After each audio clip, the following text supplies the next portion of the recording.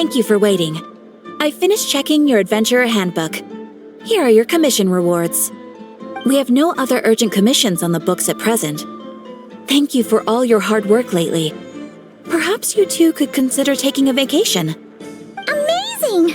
Paimon never thought we'd end up having downtime and not cry. Things were pretty hectic when we first got here. Everywhere you looked, it was either the wild hunt causing chaos or the Fatui stirring up trouble. It felt like this whole region was one giant slime in a barrel, ready to go boom at any moment. Sure have. Things were looking pretty dicey, but in the end, we managed to turn it around. Whoa! Paimon just got deja vu! Oh, that's right. It's because we've done this like a million times now. Ah, yes. Are you two aware that the Moon Prayer Night is soon to take place? Oh, yeah! Llama told us that was coming up soon. Wait, why do you mention it, though? Do people in Nasha Town celebrate it, too? Paimon thought it was just for Moon Goddess worshippers. You're partially right. Most people in Nasha Town just see the festival as an opportunity to do business. They do not concern themselves with the religious element. The festival was first celebrated by the Frost Moon Scions. On this day, they would wear moon prayer blossoms and celebrate the birth of the moon goddess through song and dance. They would also prepare food and handicrafts and give them as gifts to others. Over time, it became Nodcry's most lively festival. Oh, sounds like fun! Great! Well, in the meantime, since Catherine doesn't have any commissions for us, let's focus on some personal business instead. When we first got here, you mentioned that this was where your spaceship landed? We didn't get to follow up on it at the time, because we got wrapped up in that whole rare air situation, but now we can finally start investigating it properly. Well, there's a saying Paimon's heard around these parts, which goes, if you lift up a rock, you'll find something you weren't looking for. By that logic, you'll never find what you're looking for while you're searching, but the moment you stop looking, it'll jump right out at you. Could be worth a try though, right? Anyway, Paimon suggests we focus on other stuff we want to do for now, and just keep an ear out for spaceship-related intel as we go.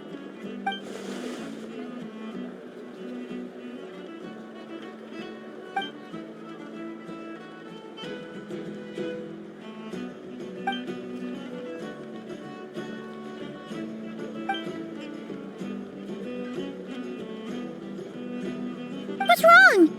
She looks super serious all of a sudden. Huh? Paimon gets why you'd be concerned about Columbina, but what does the doctor have to do with anything? Oh, that's true. And now that you mention it, we're definitely overdue for a showdown with the Fatui. It is weird that he hasn't shown himself this whole time. What could he be up to? True. Paimon would much rather deal with Marionette anyway. She says the meanest things, but when it comes down to it, she doesn't seem like a bad person. Maybe it's the pressure of being a Fatuse? Especially as a Harbinger. Does she feel like she's gotta act tough to keep up appearances or something? But then, every time we headed out with Rarier, she always wound up having to repair Polonia and her other robots. That's gotta sting. Losing face always hurts more for people who care a lot about their image. She's probably still furious about it. What? Relax! She's not even here! Huh? What's the matter? Oh, nothing.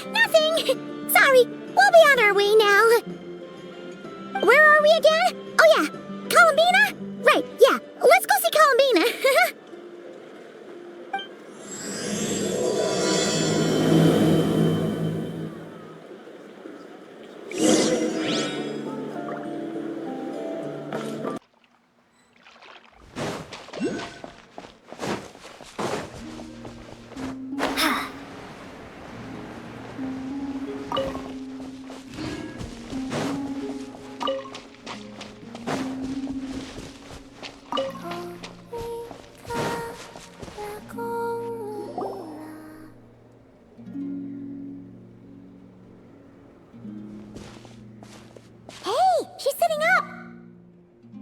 Is me sitting here a rare sight? No, we just thought you'd be resting. Perhaps I would have been, were it not for the sudden arrival of some unexpected guests. Not that I consider it a disturbance. After all, you are the only ones who are free to enter. Would it not be a little unfriendly of me to lie down while we speak? I didn't realize you put so much thought into little things like that.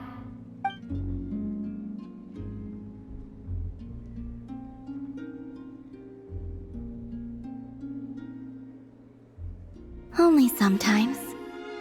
There have been moments lately where I think about you and your companions. They are warm, mysterious, and cozy memories. Very few of my past memories are anything like that. They say that travelers return home bearing bags full of souvenirs. But my luggage was empty, and I believed it would stay that way. Return home? So, you're still planning on returning to the moon? Yes. This planet continues to reject me, reminding me that I do not belong here. If I remain in Teyvat, there will come a day that I disintegrate. And I don't mean reduced to dust or turned into food for the flowers. I mean, I will cease to exist entirely. All right then. Well, we're sure gonna miss you. But it sounds like we'll have to say goodbye. How do you intend to return? The moon prayer night is soon to arrive. On that day, the moon will be closest to Teyvat. The Kuvaki in this land will reach its peak at that time. I merely need to grasp the tide, and with relatively little effort. Oh, Paimon gets it! It'll work like a slingshot! You make it sound like she's gonna get blasted up to the moon. If I did that, I suspect I would crash into the false sky. I will be using a much gentler approach. But I do like the analogy. It's fun. You see? She gets Paimon's sense of humor. In the blink of an eye, the time has come to part ways. It does feel that way, doesn't it? Time seems to fly fastest when you are enjoying it. I have always thought of myself as a wanderer on this earth, and it has never expressed any desire to keep me here. Yet, just as I plan to depart, it tugs at my arm. Is this a gesture of affection? Or is the world mocking me? Oh. Were you hoping I can answer that? Yes. You are a traveler, so you must have a lot of experience in this area. Then, what I would say is, enjoy the moment. That's right! Don't overthink it! Happiness is happiness and joy is joy! The point is to enjoy it, not analyze it! I see. Then what I would say is, even though I am very tired right now, I am still happy. I can't tell from the tone of your voice. Oh, really?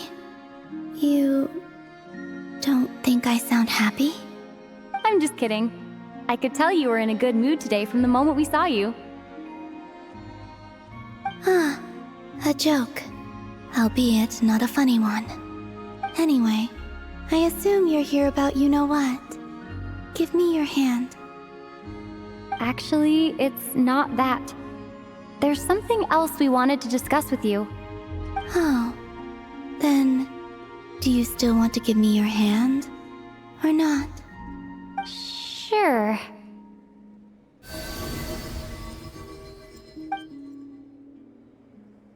Thank you.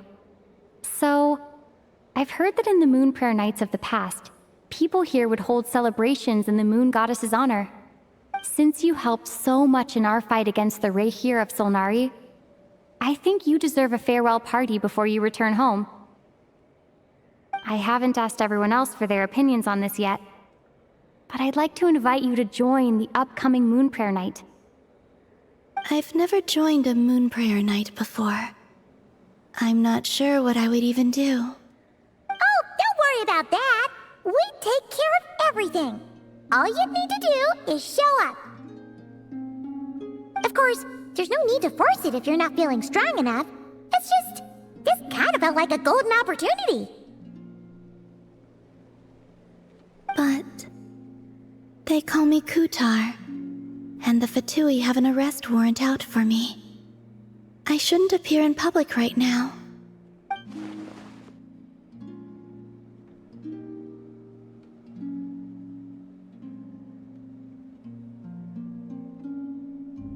I'll make it work. You have my word. Yeah, we got your back. Well, she does. Paimon's actually not too sure what she's planning. All right, if you're sure. I will not refuse your invitation. I suppose it wouldn't hurt to pack a few more sights from this world into my suitcase before finally learning what my homeland looks like. Oh, if you see Lauma, please tell her that my answer to the question she asked me is neither yes nor no. Rather, it is, there is no need. That was kind of cryptic, but sure. Guess it's between the two of you. We'll pass along the message. Bye for now.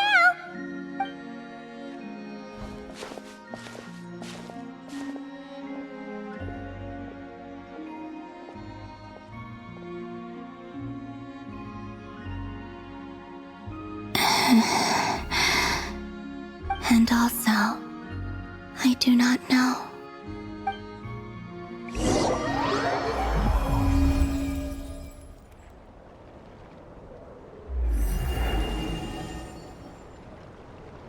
Since she's agreed to join the festival, let's go see who else wants to take part.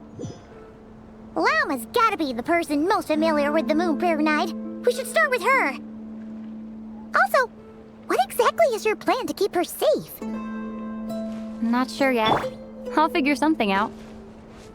What? Are you serious? And Paimon even gave you her vote of confidence back there. When did you become so sneaky?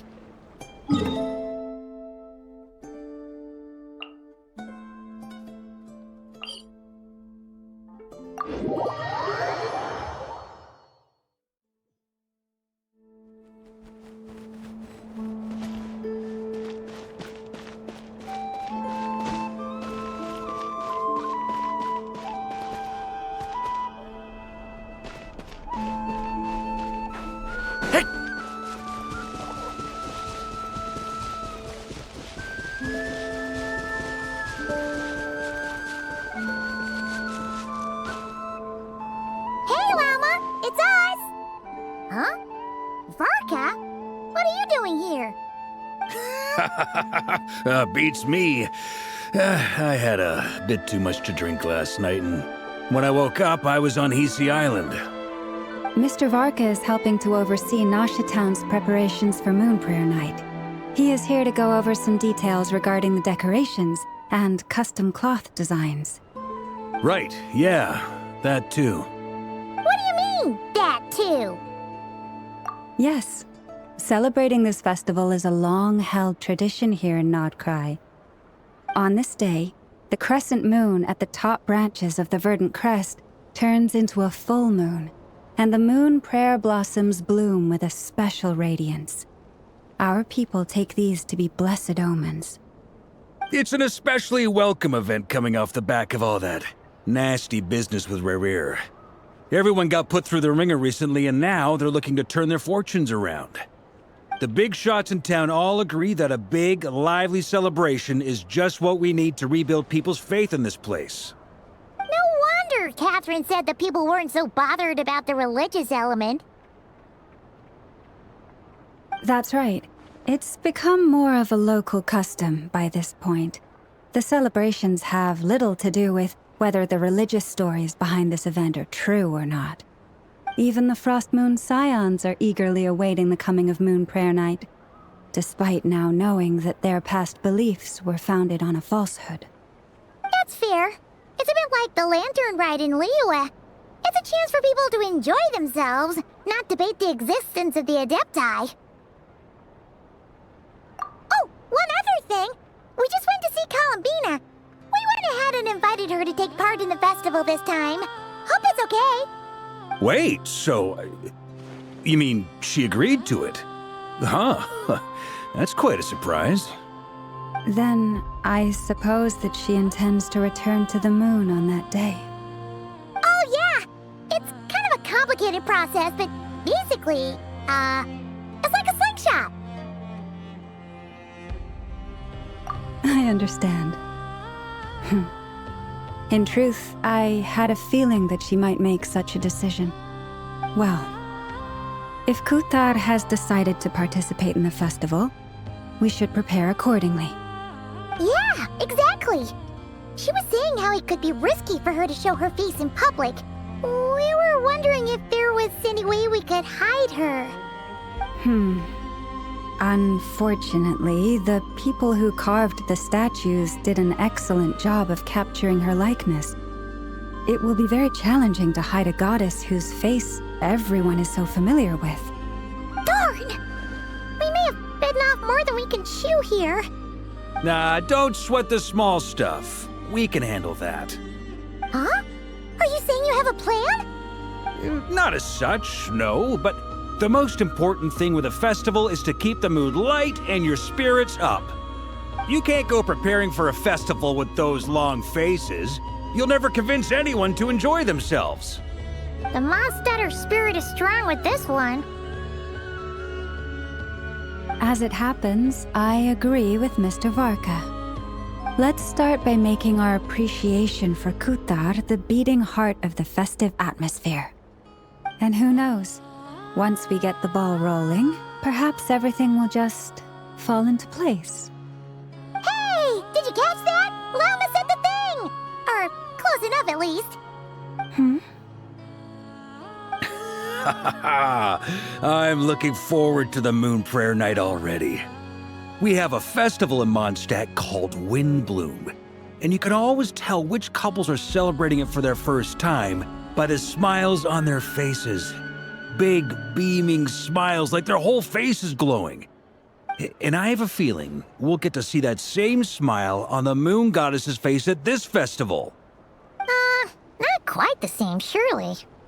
Anyway, I'll take care of business in the city, but I'll have to leave the decor up to you and the Frost Moon Scions. No one else can capture that traditional aesthetic quite like you guys. But lastly, there's the final key element that brings the festival to life. Companionship. Before you leave, let me show you something that we've been preparing. Mr. Varka had asked to see it already, so you may as well tag along. Also, I have some further questions about Kutar's decision.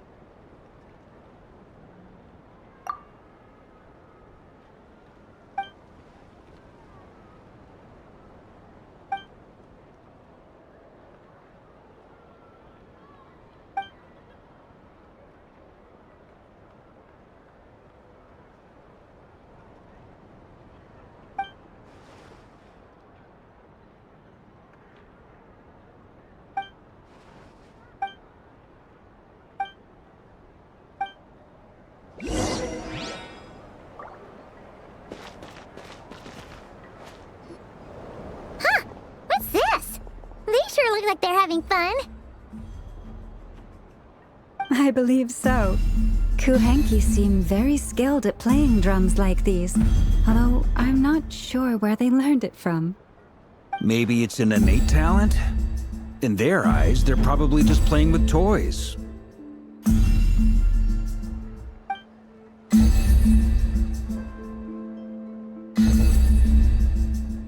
Wanatar! You want to play too?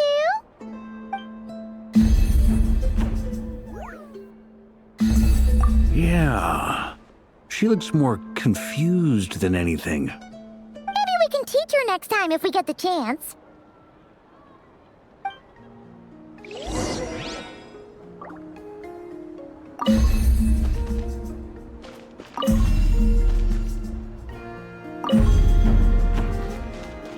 What are these floaty things?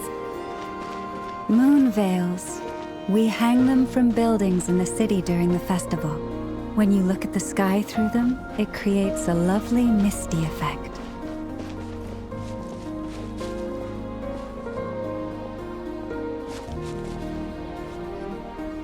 Everyone seems hard at work. They are preparing items for Moon Prayer Night. For instance, the sculpture being made over here, Mr. Varka and I were just finalizing the details of where it will be placed. Ah, there she is. I didn't know the finished article would be so large. Not to worry, though. All the necessary arrangements have been made. Just let me know once it's ready, and I'll get some people to ship it over. You have my thanks. And over here, we are preparing a very traditional confection. Oh, look at all these colors! It looks great! Can Paimon try one? Of course. I have a feeling you'll like it a lot. You bet! Sweets and treats are Paimon's favorite! If you included those in the Feast of the Moon, I bet Paimon would have joined the Frost Moon Scions by now.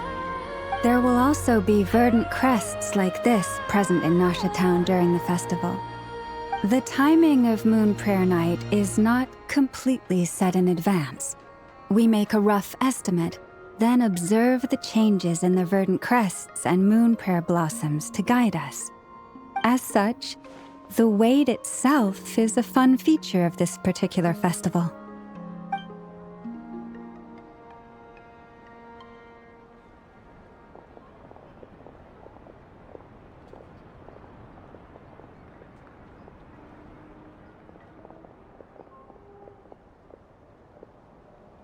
Let's talk here. To tell the truth, I am very surprised to hear that Kutar is willing to participate in the festival. I once asked her if she'd be willing to stay with the Frost Moon Scions. I could introduce her to everyone, and we could be a family to one another. She did not answer, but she has not appeared here since. I took this to mean her answer was no, but if that were the case, she would not have accepted this invitation. Ah. I see. Maybe she is right. Maybe the Frost Moon Scions of today no longer need a moon goddess.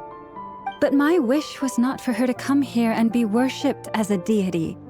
I simply wanted to offer her a place to stay. I'm sure she believes that showing herself here might invite Fatui intervention, and as such, she does not wish to cause us trouble.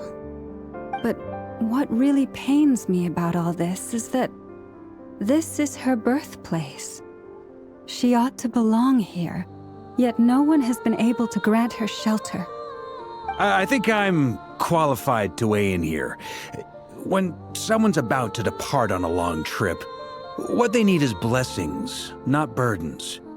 We should wish her the best, not make the journey harder than it already is. Anyway, she's agreed to attend, hasn't she? All we need to do is simply respect her decision.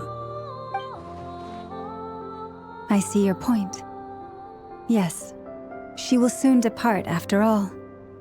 Our job is to leave her with some happy memories. Besides, who's to say her journey to the moon is a one-way trip? It's not like she can't come back and visit if she wants, right? Paimon agrees wholeheartedly. Festivals are all about having fun, so let's keep it simple. All right, I'm gonna head back to Nausea Town soon. Want to come with? I'm guessing you have some other folks to visit there. Sure thing, let's go. Bye for now, Wilma. Thank you all. Goodbye.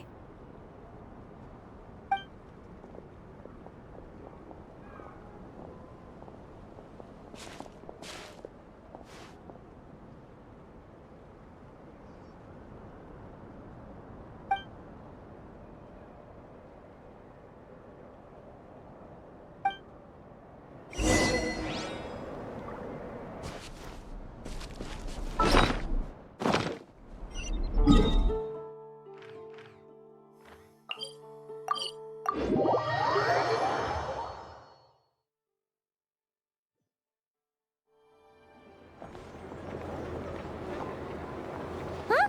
Hey, over there! It's Durin and Albedo with Flints! What could they be chatting about?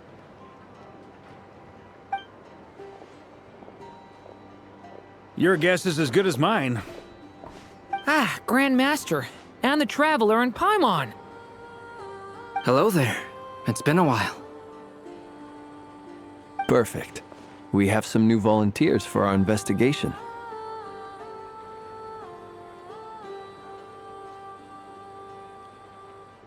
Wait, let me guess. The righteous Lightkeepers are finally ready to hunt down the Abyssal Dragon? Haha. Yes, that too. Yeah, right. Oh, wait. Why does everyone keep saying that too? Well, to be precise, the facts match, but not the causality. Wait, so I guessed right? Half right. Don't act so impressed with yourself. Maybe I can explain. We ran into Mr. Flint's north of Nausea Town. At that time, we just noticed a few abyssal creatures out in the wild, but the strange thing was, I didn't detect any traces of abyssal energy on them at all. On closer inspection, we realized that they were not real monsters, but something akin to reflections in the water, or perhaps a mirage. Huh?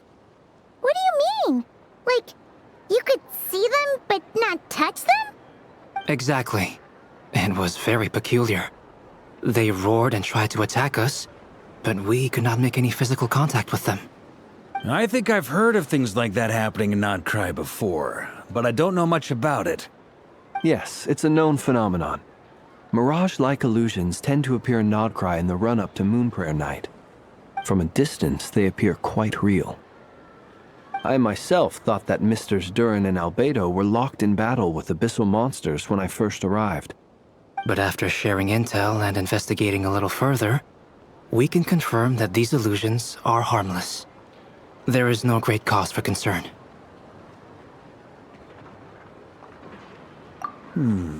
All the Mirage stories I've heard are either animals, rocks, or small houses. Abyssal monsters, though? That's a first.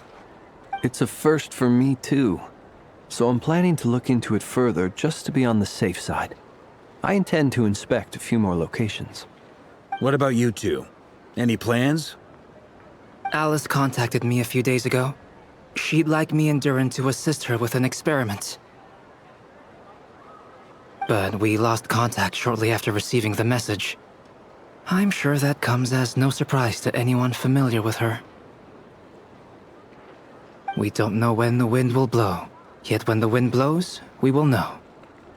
That, in a nutshell, describes how Alice operates.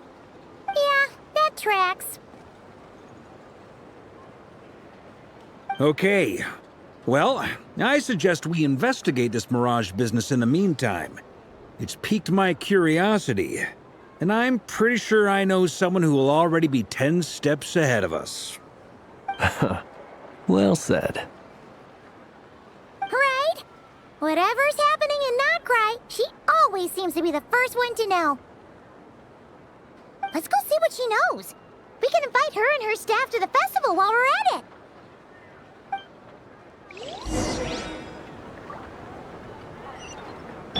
Yoo-hoo!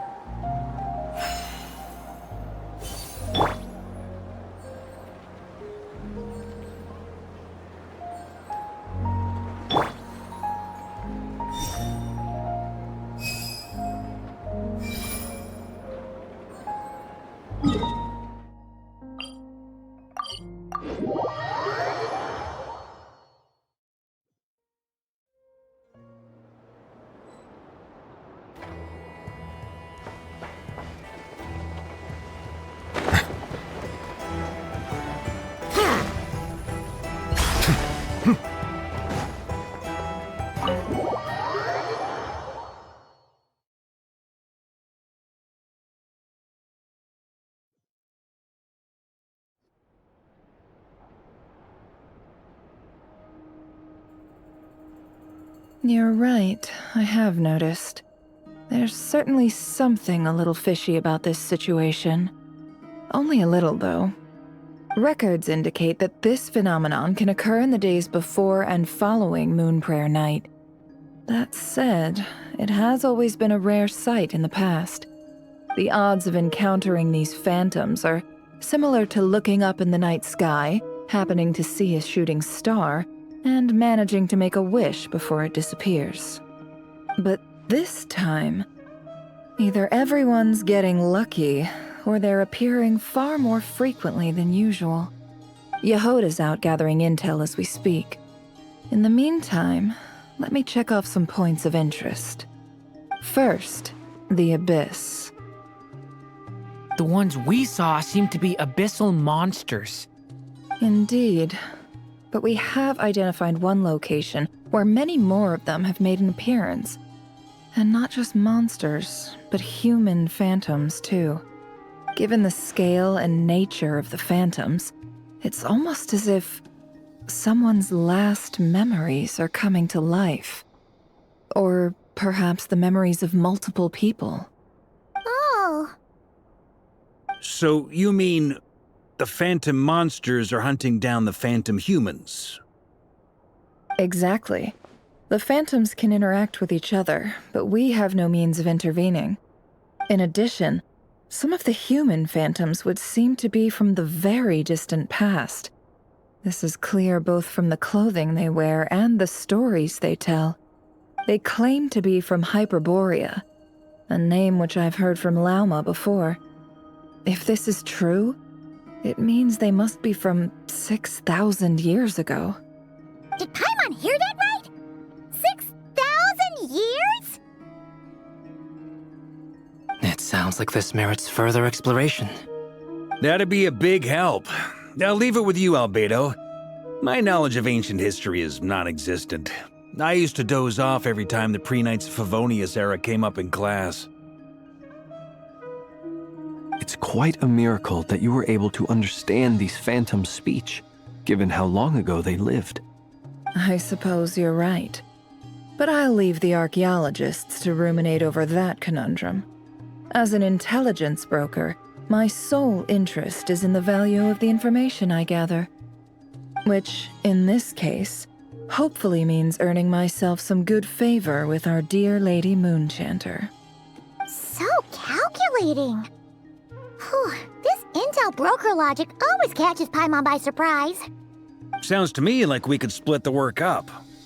I think the abyssal phenomenon is best left to Albedo, Flints, and me. Agreed. It coincides with my duty as a lightkeeper. For my part, I'd like to understand the abyss better. Even a little knowledge would go a long way. This is certainly a rare opportunity to study the Abyss. But even rarer, perhaps, is the chance to make contact with the Ancients. The Curatorium will take the lead on investigating the Hyperboreans. We put in the work to learn what we know so far. It seems only fair that we get some quantity of exclusive intel. That just leaves our trusty team of 2 unassigned. Since you became an honorary knight, of course. This was part of my grand plan all along. Ha ha ha! Oh yeah! By the way, we managed to convince Columbina to come to the Moon Prayer Night celebrations. Would you and Yehoda like to join too? She agreed to that? Huh. Quite an achievement. Never underestimate the traveler, I guess. I'd be happy to join. No point shutting myself inside when the streets are all decked out. I doubt any clients will be visiting during the festival in any case.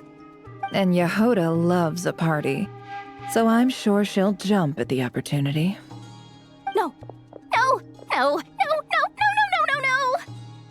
No. Way to contradict me in front of... Wait. No, that's not what I have bad news, boss. So many people. All right, everyone inside. Quick.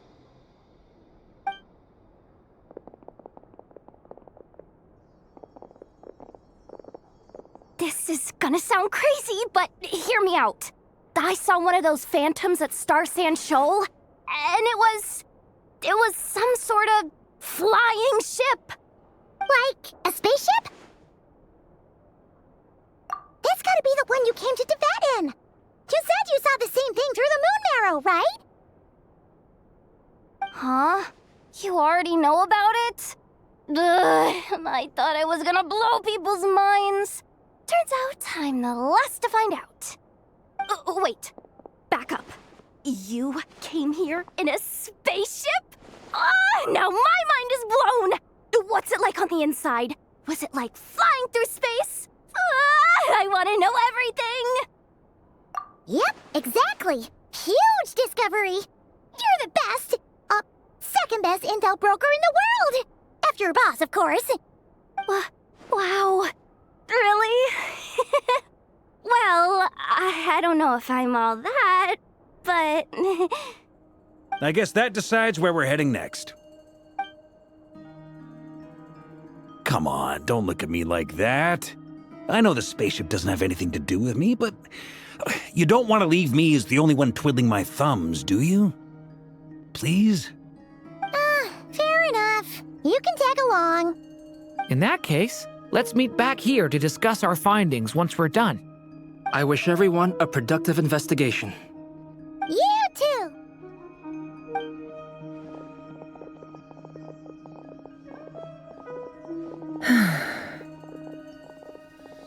What's up, boss? Aren't we gonna head out? Tell me, Yehoda, when did the curatorium start giving out intel for free? Oh, sorry, boss.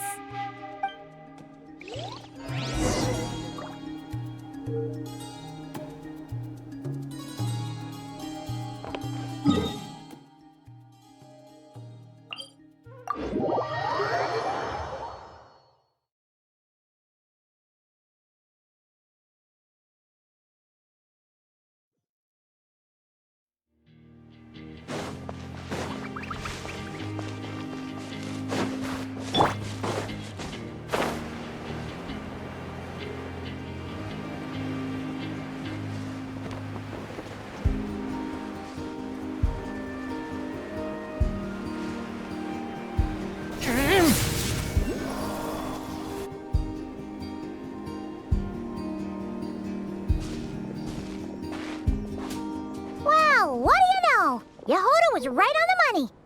This phantom really is your spaceship. But that's so weird. Why would it show up here? Is it some kind of projection? Or a ghost? Like, maybe it no longer exists, but somehow it left an afterimage? Ah, you're already here. Miss Lauma, what a surprise. I thought you were busy with festival preparations. I was, until one of our people informed me that a strange sight had appeared at Star Sand Shoal. No one's ever seen something quite like this before. I thought I should see it for myself. Same here. Oh, so we heard that these things appear around the festival period. Any idea why that is? Unfortunately not. We have very limited information about them, since they can't be interacted with, and no human phantoms have ever made an appearance before now. The most we've been able to deduce is that these sightings appear to be connected to the increase in Kuvaki energy around this time. Yeah, seems like that's all we can do. This is all so confusing. Allow me to lend you a hand.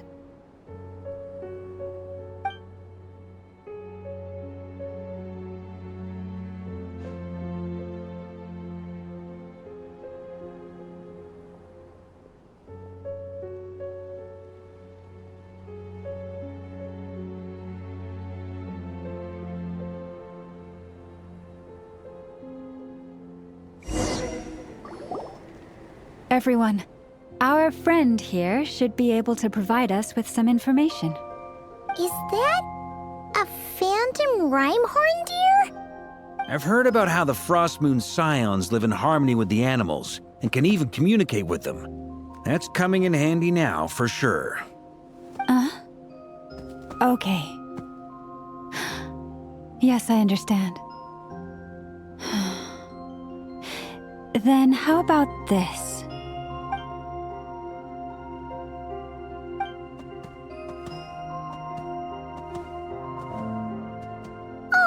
It's leaving! It appears to share our curiosity about this giant spaceship, so I asked it if it wouldn't mind investigating along with some friends.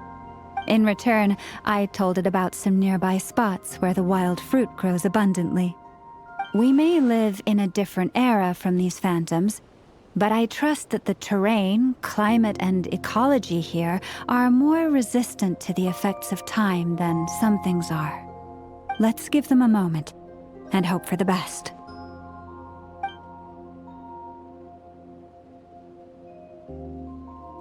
All back together? Must have been a lot of fruit. Indeed. Now let me ask them some questions.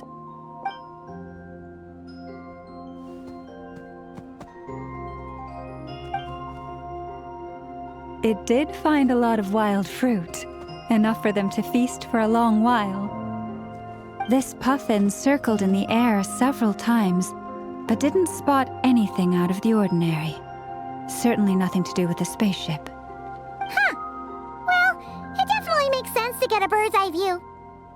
Indeed. Other than that, I was also thinking that the world these phantoms see is also different from ours. Oh, I get what you mean. The wild fruit exist in both times and spaces, but there might also be things that only exist in that space-time, which we can't see. Good point. Great thinking, Lauma. Blunthorn rhinos can use Kuvaki to shift great rocks, but this one says it couldn't get that ship to budge by even an inch. The sniffer mole tried too, but despite being a skilled digger, it could not get through. They say that the spaceship looks robust and undamaged. It seems completely impervious to any and all attacks. Whatever lies within is well defended from harm. So, just like us humans, there was nothing they could do about this spaceship either. Yes, still, they deserve our thanks. We are grateful for all your efforts, dear friends. Now go, and enjoy your feast. I've noticed some other human phantoms gathered nearby. Come on, let's go talk to them.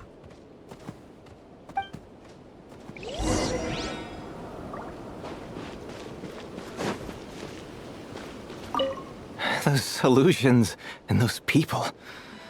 It's all a little creepy, don't you think? Nah, all part of the festive atmosphere.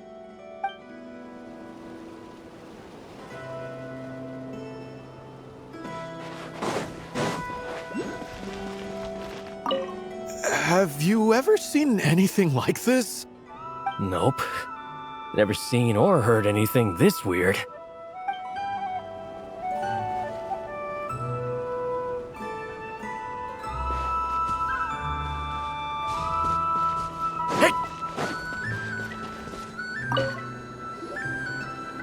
is this thing? I've never seen it move, and there's no way to get inside. Goodness knows. My grandpa says it's been sitting here at least since his grandpa was still alive. What about his grandpa? Did he say anything to your grandpa's grandpa about it? Huh? I don't know. In all likelihood, it was here back then too. Hard to imagine something this huge could move. Guess that means that as far as they're concerned, this ship's been around a long time.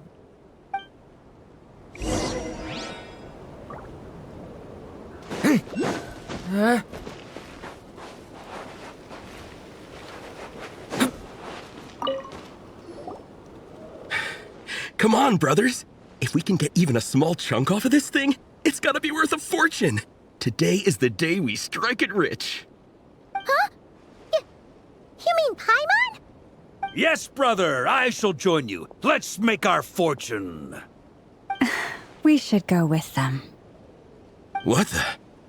This thing is crazy tough. I can't even scratch it. What's it made of? Sorry, brother. Looks like we'll have to seek our fortunes elsewhere. Enjoying yourself? I was just seeing if I could influence this phantom's perception by playing. But nope, no dice.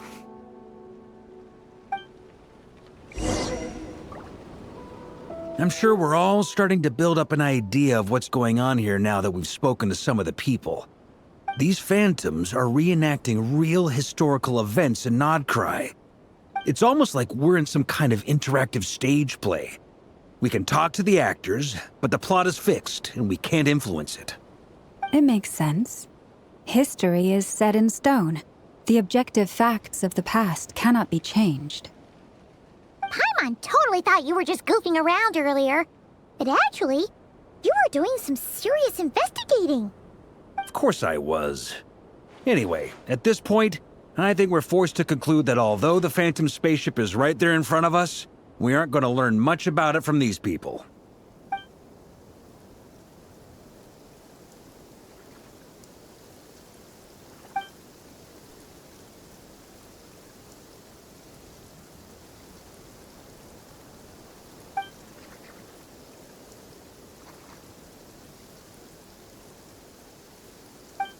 Don't be discouraged. If nothing else, this is proof of the ship's existence. And think about it. So many people tried to hack their way inside, but no one could get the door open. It's made of very tough material. To me, that says that we'll either find the ship itself or the story behind it. It's just a matter of time. Huh. Every now and then, when Varka gets serious, he actually does seem like Grandmaster material for once. I wonder how the others are doing. Let's head back for now. Sounds good. Also, drinks are on me if Team Knights of Favonius is the first to finish. Wait, we have a team name now? Am I in Team Knights of Favonius as well? You're very welcome to join. We've even got a cathedral ready for you. Isn't that technically blasphemy? You wouldn't dare make a joke like that if Barbados was in earshot. Nah, I'm sure Barbados doesn't mind a little harmless blasphemy once in a while.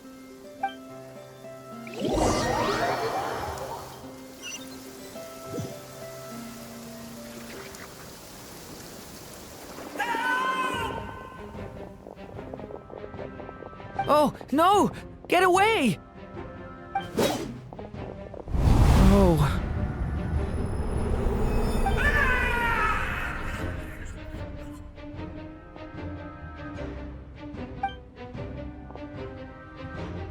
I know it's hard to stomach, Mr. Durin. But as I'm sure you've noticed, there is nothing we can do to intervene in that which unfolds before us. But we have to at least try. And try you have. But are you aware of how many unsuccessful attempts you've made now? I wasn't keeping count. I'm afraid this is the 39th failure so far. Or the 5th if we're only counting this particular victim. There are no indications that these phantoms may be altered in any way. You seem to have calmed down a little. I'll make us a fire. You should rest and have some water. Feeling any better now, Mr. Durin? May I ask a few questions? Be my guest. What exactly are we witnessing here? What happened to those people? My guess would be that we are seeing Nodcry during the Conrian Cataclysm. Would that be accurate? Conria. That is correct. As you know, once the Abyss senses even the tiniest crack, it floods in and spreads like wildfire. There was a time in the distant past when it permeated all of Nodcry, causing immeasurable harm. The people paid a terrible price to heal this land. Then, 500 years ago, the whole of Teyvat suffered an abyssal disaster. Once more, Nodcry was dealt a devastating blow. I see. In the face of the abyssal onslaught, all were like grains of sand tossed around by a tidal wave. Be they human, fae, or god. The moment you witnessed is but one drop in a whole ocean of catastrophe. All right. I guess that answers my second question, too. I wanted to know why there's nothing I could do to help them, and that's because what we are seeing is history. That would be my guess as well.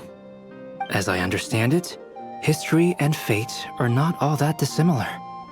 The latter may be unseen to us, but both are immutable. Yes. Fate was determined long, long ago. I still have a couple of other questions for you, Mr. Flint's. You mentioned more than one abyssal disaster that has struck this land in the past. How can you be sure that what we're seeing is from the Conrian incident? And also, how are you able to stay so calm when you're talking about these events? From everything I know about you, you're not cold or ruthless, and you're not indifferent to the suffering of others. Alas, I am forced to show my age. I must be 600 or 700 years old by human measure. Wait, so you... One is not easily moved by history when one has witnessed the truth firsthand. I'm sorry. You needn't apologize. Your passion is a good thing to have. Treasure it, because someday you may find it in terribly short supply. Now, at the risk of offending you, I have a question in return.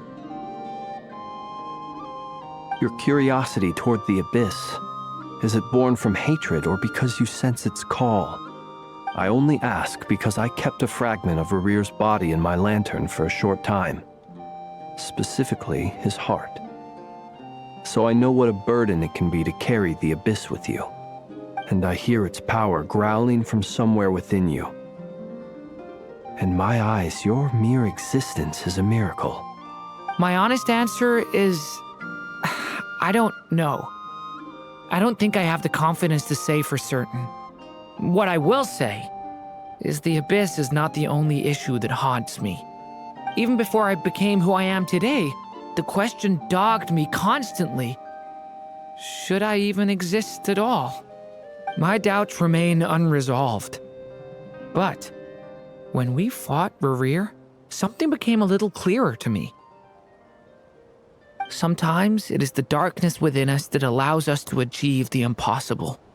I certainly got the sense from your 39 attempts that you were trying to achieve the impossible. It sounds like you've resolved to see the truth for yourself. Absolutely. In that sense, he and I are quite similar. Then I wish you every success.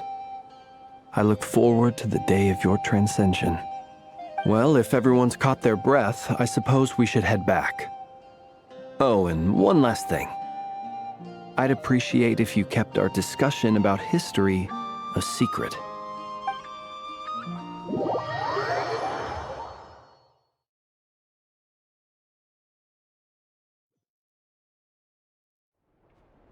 Incredibly, our separate investigations led us all to the same conclusion. Hooray for consensus! Yeah, but we barely learned anything, though. I totally thought this would be the mother lode. Talking with the ancients? I mean, come on! But nope, all we got was useless snippets of conversation. And all this stuff about moons and hyperopia. What a load of baloney. Seems like people back then had a few screws loose. I understand your frustration. We found the same issue. Each phantom only showed a very brief moment in time. There isn't much value to be found in these miscellaneous fragments of a civilization's history, no matter how glorious it may have been. If there's a silver lining, it's that these phantoms are harmless to the present reality. They shouldn't get in the way of the festivities. Paimon agrees. And not just because it's the first thing she understood in this whole conversation. You look disappointed, Nefer. Is something the matter? What do you think? We all worked our tails off, but the only one to gain anything from it was you, Lady Moonjanter. Well, please do share the Hyperborean records with me. I will gladly inscribe them in our people's documents. Oh, duh! Yeah! That was it! Hyperborea! Hyperborea. I'm serious. Only an expert in the Frostmoon Scions and their history can turn these records into valuable research material. The alternative is to let them gather dust on the Curatorium's storage shelves until the pages turn yellow. Nefer, you're wise enough to know that cooperating and sharing the profits is the best course of action here.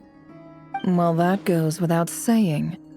Sure, let's do that. Huh? But didn't you say we aren't supposed to give out intel for free? Sorry. Shutting up. Now is not a good time to push Nefer's buttons. Anyway, back to Moon Prayer Night. I'm thinking that we should prepare something a little special, aside from the usual decorations and so on. You mean a parting gift? Can't go wrong with food. Although, does food go bad on the moon? Perhaps a lantern would be a better choice. It might be dark up there. It could prove difficult to light a lantern on the moon. Magical stones might serve that purpose better. What about a clockwork mecha model from Fontaine? I've got a whole bunch at home. I use them for fighting practice in my free time. None of these sound like things she would be even remotely interested in. But we don't interact with her enough to know what she likes. Yeah. It would really save us the guesswork if someone could find out what she's into. Wait, what the? Traveler? They're all looking at you. Great! Haha, problem solved. Now, I need to stop by Dory's. Gonna need her help sourcing a bunch of stuff for the festival. Then let's leave it there for now.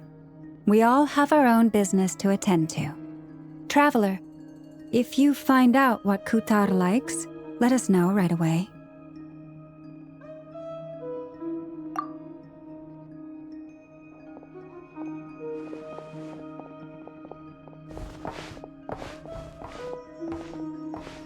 Is something the matter?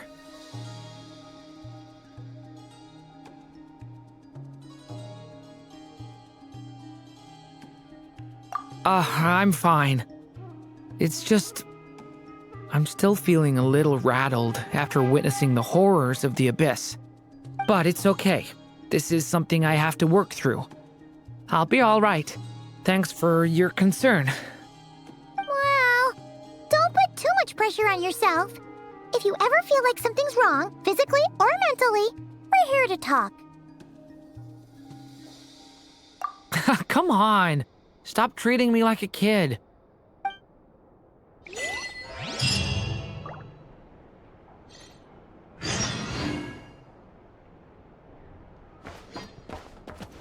which is why we need a lantern guaranteed to work on the moon. Yes, I have a few ideas, but the lantern itself is the easy part. The real issue is how little we know about the lunar environment. Wait, you two are serious about this? Let's just say I'm intrigued by these shining magical stones that Mr. Albedo has mentioned.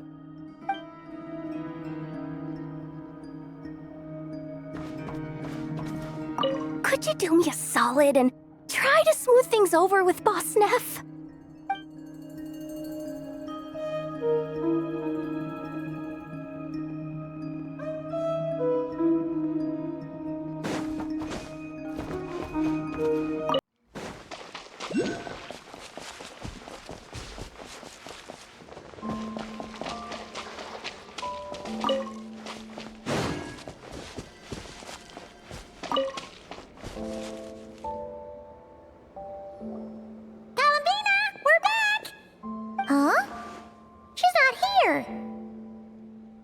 Weren't there a few Kuhenki here last time, too? Where did they all go? Walkies? For Kuhenki? You're not pets, you know. Oh, well. Looks like we just came at a bad time. Let's try again tomorrow. There's still a few days until Moon Prayer Night, so we're in no rush. Besides, she needs time to rest anyway.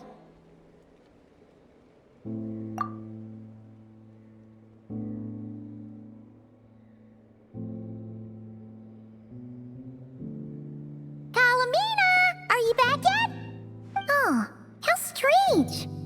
Looks like she still isn't here. Right? It's not like her to spend so much time outside, especially since she's worried about attracting unwanted attention. What about Luonatar? Luonatar, you there? Hey! Do you know where Kalambina went? Sorry, didn't understand. But if you know where she is, could you take us to her? Yeah, that's even stranger. What about them? Oh, that's not good news. They change color when Kalambina gets weaker, right? And they look super pale right now. Good idea. She might know what's happening.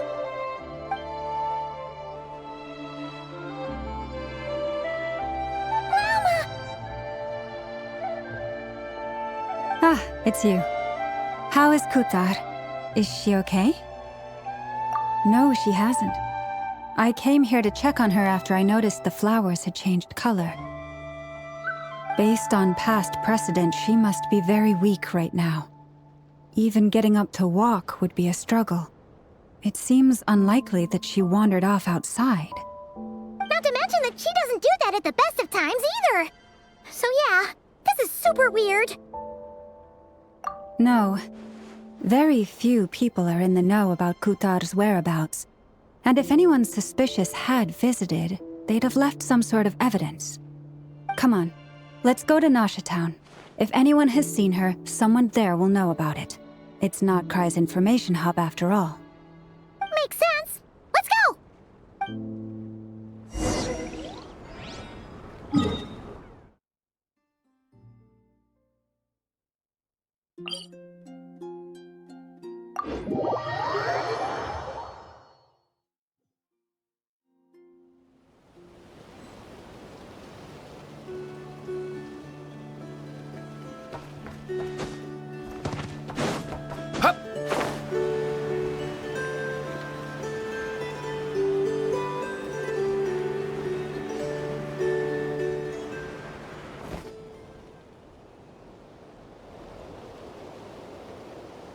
Moment. Is it just Paimon, or is this stall kind of suspicious? It's never been here before, right?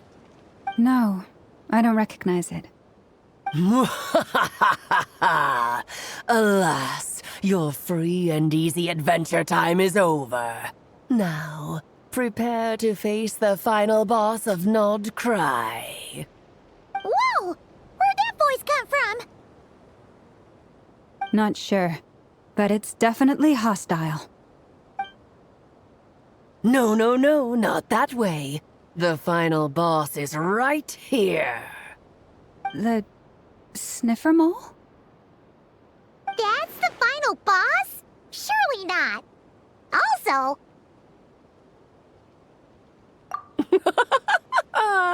Okay, the jig is up. I'll stop teasing you. Turn around. I'm right behind you. It seems I've managed to leave quite an indelible impression, even though you've never seen my face. Ah, nothing could make a great mage more pleased with herself.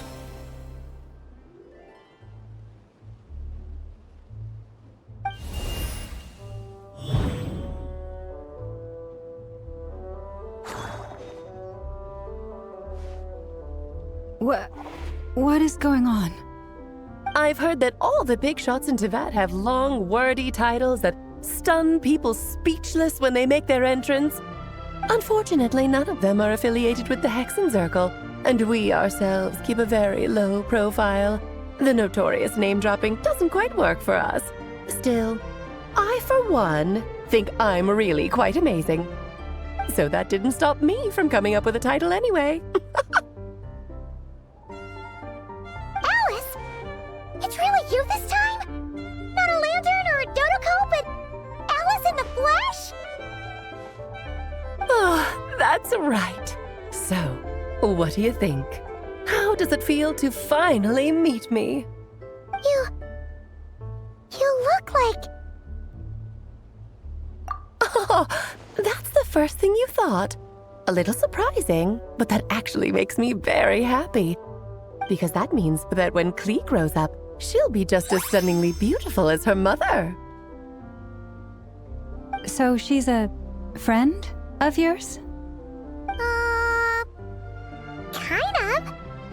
This is actually the first time we've seen her in person. I see. Madam Mage, that was, quite a powerful entrance. I certainly won't be forgetting it anytime soon. It's okay, Lauma, don't force it.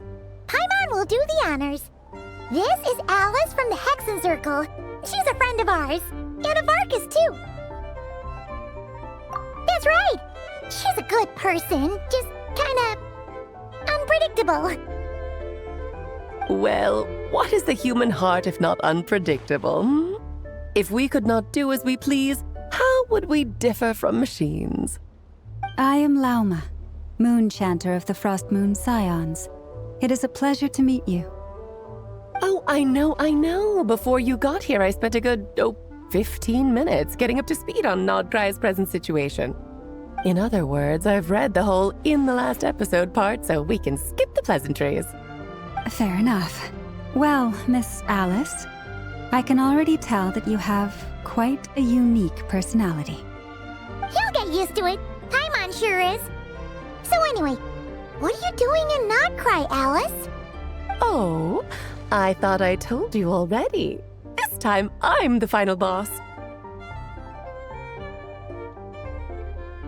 And what a formidable foe I shall be. Powerful, confident, decisive, and good luck finding my weak spot. You will never succeed.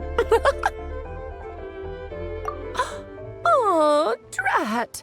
My one weakness, and you found it in an instant.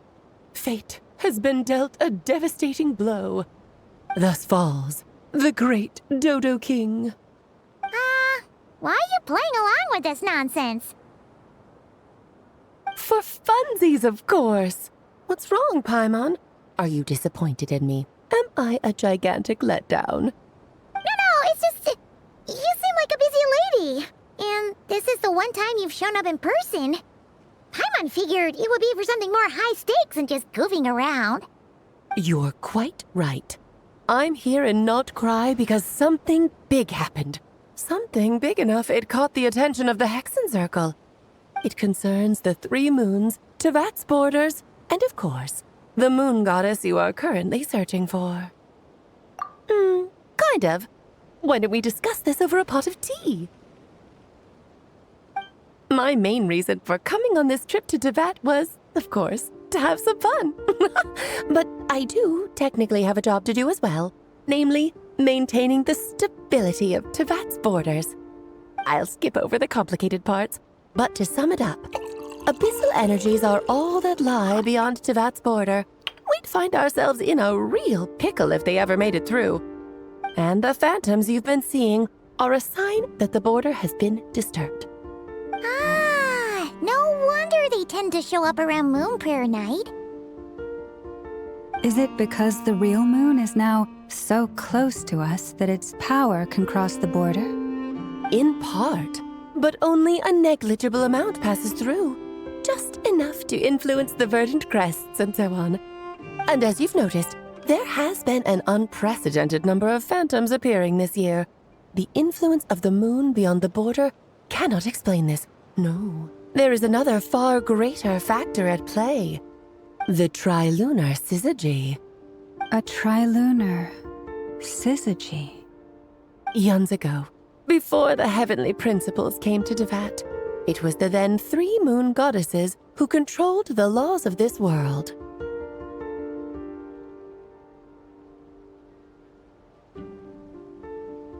Oh, that's exactly it!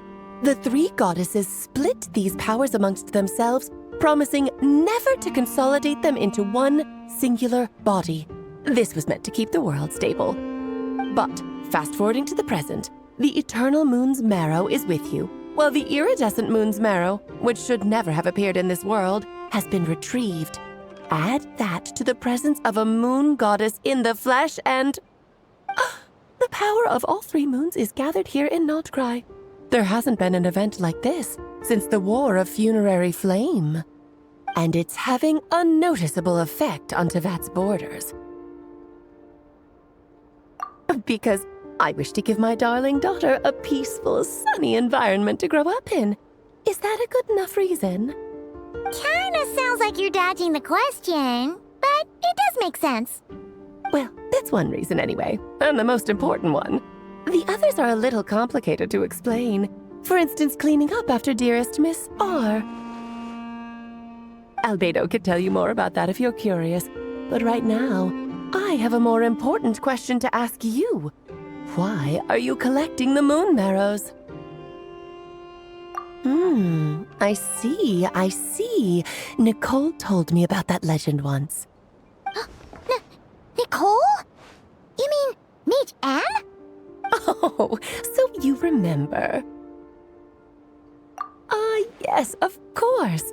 That was a story about fate, her area of expertise. But back to the story of our dear moon goddess.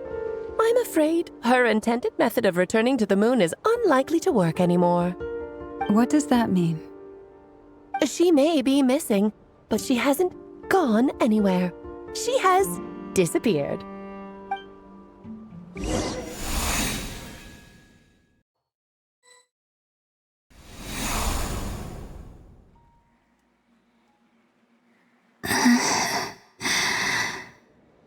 My body is so heavy. Wait, no. It's my mind that's heavy. My arms and legs are as light as a feather. What's happening to me? I feel drowsy, like I've been asleep for too long. Is it daytime or nighttime? Is the moon out? I think I'll go for a walk.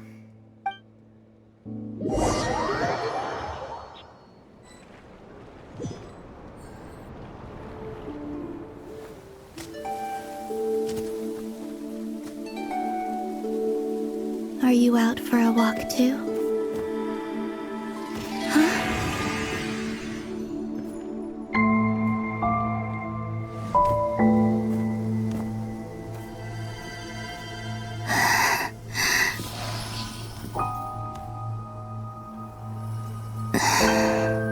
The day has come at last.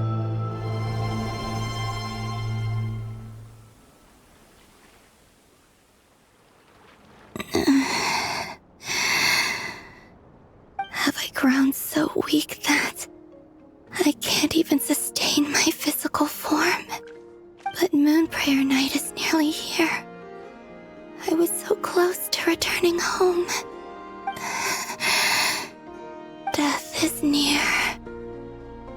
Is this how it ends for me? Will I return to the moon after I disappear? Or... I don't want it to end like this. So far, at least, I still exist. Even if not physically, I can still feel.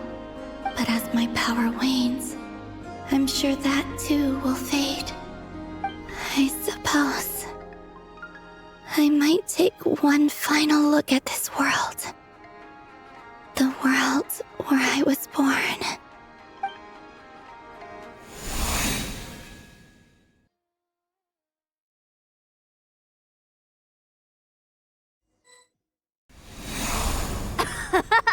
Come on! Come on!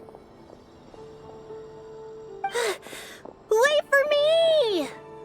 The Frost Moon Enclave. How much it has changed since I was born. These decorations, they're so heavy. It's times like this when you kind of wish men could be priestesses and acolytes. How fascinating. I've never had the chance to be privy to people's private lives in this way. In the past, people would get so solemn and serious the moment I showed my face, like they were frozen stiff. Karina, Lametti, it's time to eat. Coming! I want to watch them a little longer.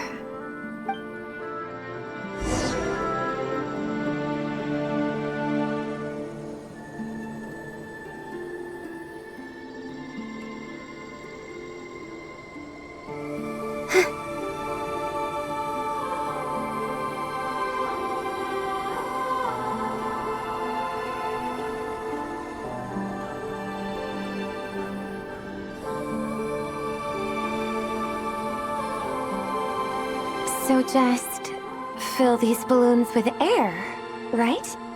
Yep. Try a couple now to test things out. The rest can wait till Moon Prayer Night. Think fast. Rita!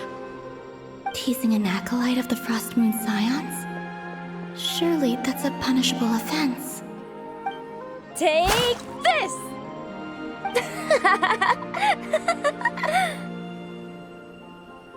Huh?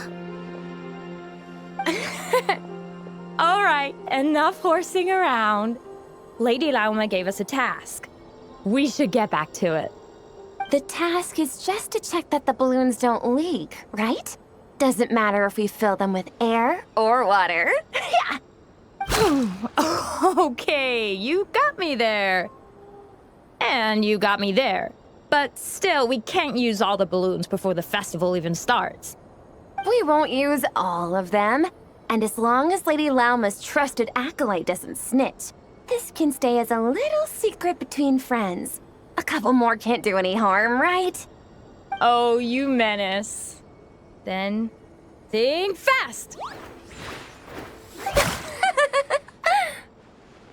Is pumping a balloon full of water really so much fun?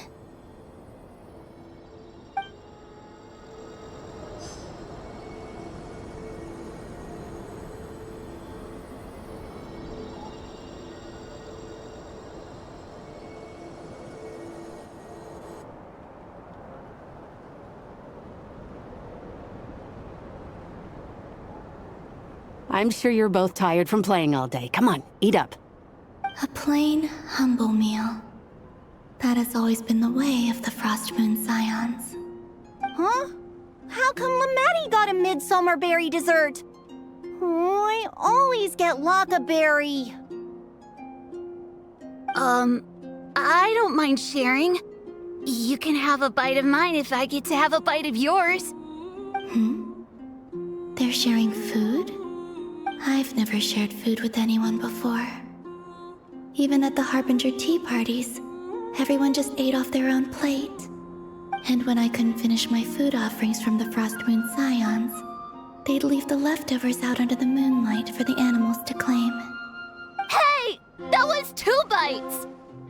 Oh, then you can have another bite of mine.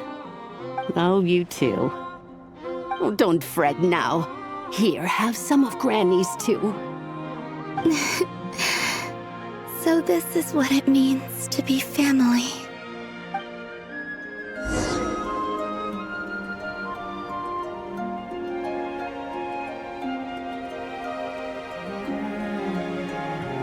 I'm seeing so much that I'd never usually get to see. They'd never act like this when I was around. It's nice, being able to just watch people in peace in these final moments. What a rare opportunity. I think I'll go take a look around Nasha Town, too. Maybe the Traveler will be there.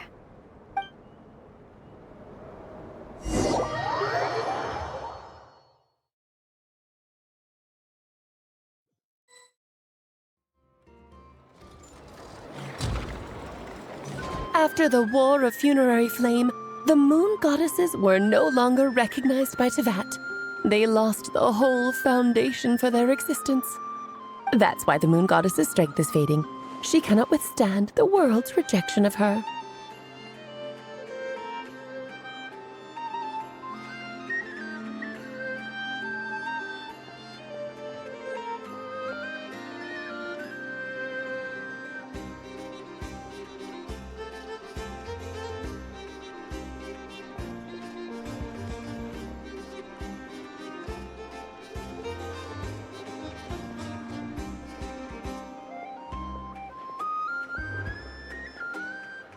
To be more pedantic about it, the Moon Goddesses did something to offend the heavenly principles, and that's why they were ousted. Something of a recurring theme in Teyvat's history. Theoretically, speaking so candidly should put me in their crosshairs too, but they can't tell me what to do. I'll say whatever I want. Anywho, the Moon Marrow energies were but a drop in the bucket for her, and that battle against the Ray Hair of Solnari only weakened her further. Fortunately, it happened close enough to Moon Prayer Night when the Kuvaki concentration here is high. That's the only reason she managed to survive this long. What do you mean, fortunately? You said she disappeared. We're too late. Oh, what a headache. I thought this was all common knowledge. I guess I have some more explaining to do. Okay, buckle up. It's time for another lecture.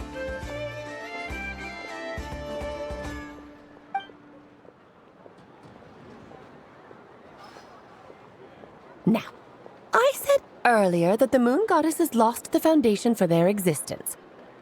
The reason for that has to do with the natural order. Basically, the rationale for their existence in Teyvat was lost. The same logic applies to the present Moon Goddess, too. Consider her existence so far. Her comrades in the Fatui called her Damselette. And she was worshipped as Kutar by the Frost Moon Scions. But these connections have now been severed, whether by her hand or yours. So, the rationale that once sustained her existence is now gone. Wait, we did that to her? Oh, well, strictly speaking, yes. But let's not start pointing fingers, shall we? I'll only end up as the big bad villain, and that's not the kind of final boss I want to be. Of course I do. I'm only the greatest mage in the whole entire world. Now, if you wish to find your Moon Goddess, there are 2 problems we need to solve. Firstly, we'll need to strengthen the connection between her and Teyvat, at least enough to sustain her until Moon Prayer Night. Strengthen her connection? But does that mean I'll have to rally all the Frost Moon faithful behind this? I'm afraid a bygone faith and a former home won't be of any help to her now. Do you know her name? Her name? Oh, yes. Names are very important things. A name is a fundamental concept that anchors one's entire existence.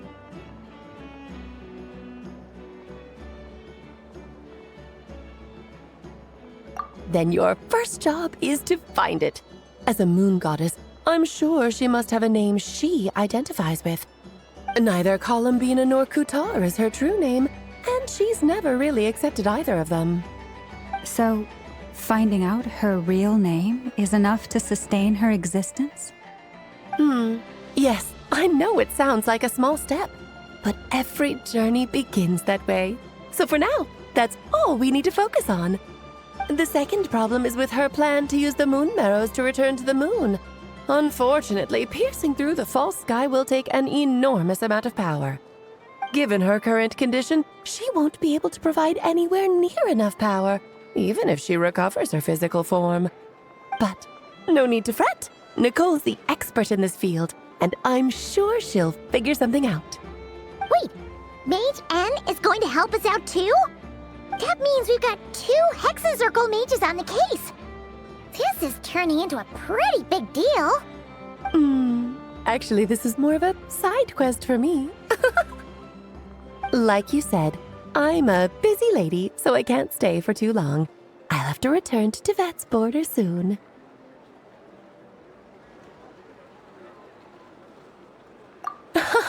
That's the upside you get for looking out for my little Klee. Hopefully that will incentivize you to carry on keeping her company in the future.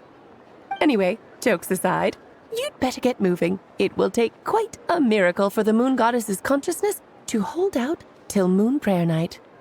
Oh, I suppose I might as well tell you where Nicole is before I leave.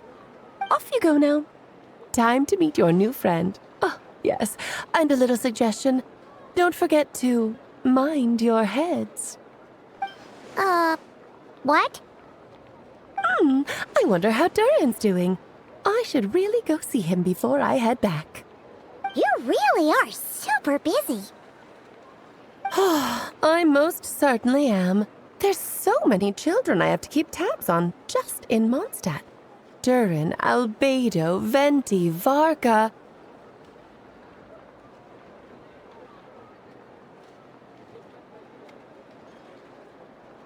Klee didn't make the list, huh? Of course not. Klee is my pride and joy. I have no qualms about her, because she's the best child in the whole wide world.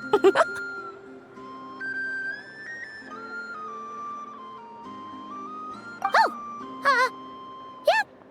Klee's a little angel. I'm glad you agree. Well, all the best. See you when I see you.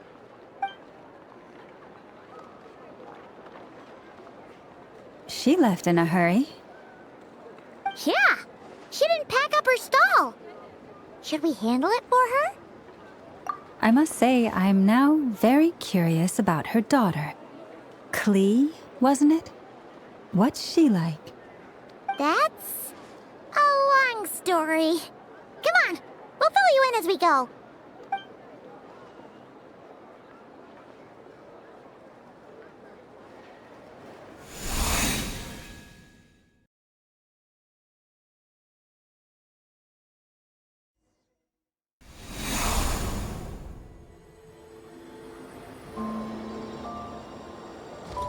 What a lively place. I've never experienced Nasha Town like this before. Hey, you old geezer! Your hammer's rusted through! Who are you calling old geezer? Are they quarreling? I'm looking right at him! You've really gone downhill since giving your daughter free rein in the workshop. Can you even swing a hammer anymore? It shouldn't take you days just to fix a single chair.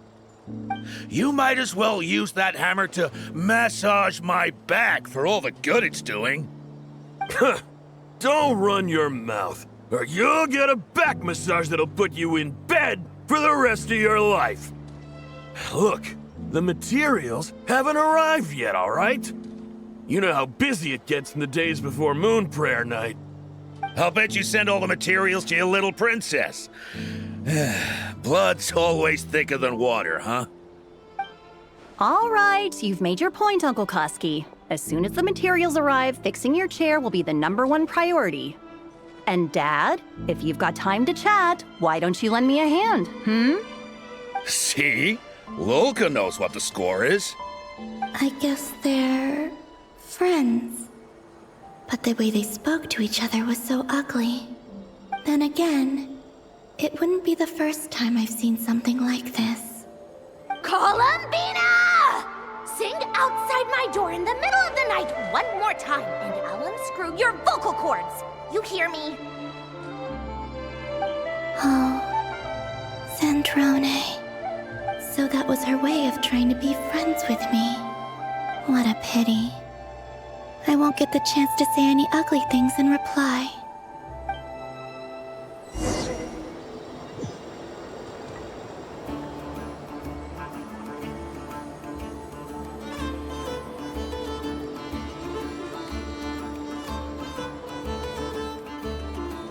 Hey, have you decided what to give her for Moon Prayer Night? I sure have. She's gonna get the surprise of her life when she's least expecting it. Then I'll whip out the ring and pop the question. The surprise of her life. What a fun turn of phrase. Cool, I get the picture. You can spare me the gushy details. Ooh, looks like we have a customer. Hello there, ma'am. Would you like some Moon Prayer Night candy? Huh? Is he talking to me? Can he see me? Here you go.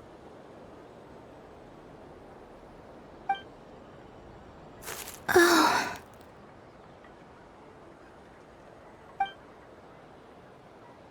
Come back anytime. Right. Now, where were we? I don't know why, but I still held out hope.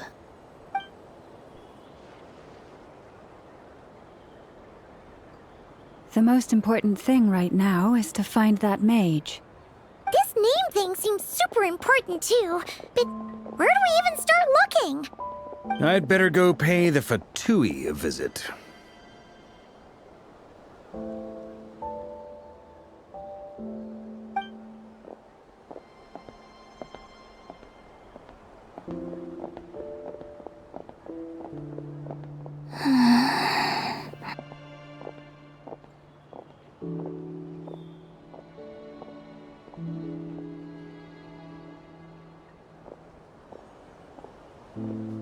Columbina?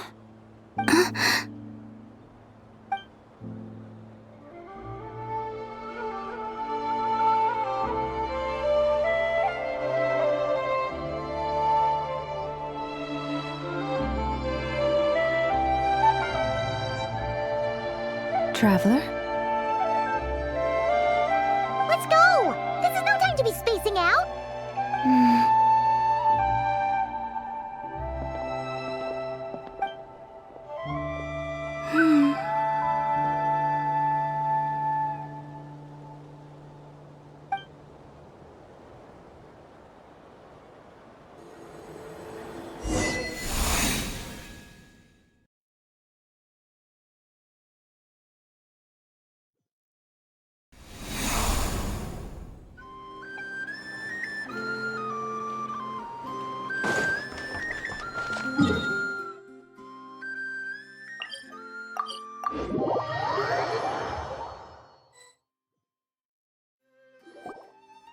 Where are they going? They mentioned a mage and a name? So, Mr. Varka, are you acquainted with this Nicole? Or should I call her Mage N? Not really. We've never met, though she has come up in conversation. From what I've gathered, Alice kinda took Nicole under her wing. Taught her how to speak in a more ladylike fashion, that kind of thing. Huh. Hard to imagine Alice as an etiquette coach. Yeah, Alice is a larger-than-life personality, I'll give you that. But then again, that's why she's able to draw such an eclectic mix of people into her inner circle. If I remember correctly, being an interesting person is actually one of her main entry requirements. So, if you ever wanted to join the Hexenzirkel, I'm sure you'd both be eligible to apply. Hey! Don't go around making promises on Alice's behalf! I wouldn't dare. I'm just trying to paint a picture of the Hexenzirkel for you. Since none of us have ever met Nicole, how are we supposed to find her? We can't just go up to every woman in sight and ask, "Hey, are you Nicole?" Maybe something she's wearing will give it away? Like a wind bloom pinned to her chest or something. Wait a minute. Alice never said Nicole was from Mondstadt. Oh, true. That would be... this young lady, then?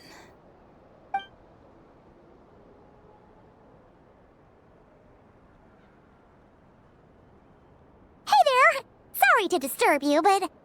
are you Miss Nicole? Varka, Knight of Boreas of the Knights of Favonius. Alice might have mentioned me before. Ah! Have we got the wrong person? Sorry. Well, this is awkward. When I shook my head, I meant, no, Alice hasn't mentioned you before. Huh? Where is this voice coming from? My apologies. For certain reasons, I am unable to speak.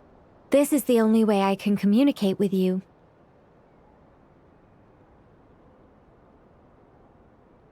It might take some getting used to, but I hope you can understand. Hey, it's fine. I'm more shocked by the fact that Alice never speaks about me. I mean, As for you two, we have crossed paths twice before, but it is nonetheless a pleasure to finally meet you. It's really you! Thanks for all your guidance in the past! You're quite welcome. This time, things are different. We have reached the unwritten pages of the story. You might say that we stand at the crossroads of fate.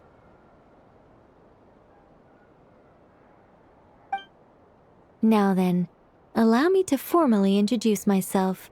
My name is... No, stop! Alice! I can't believe it!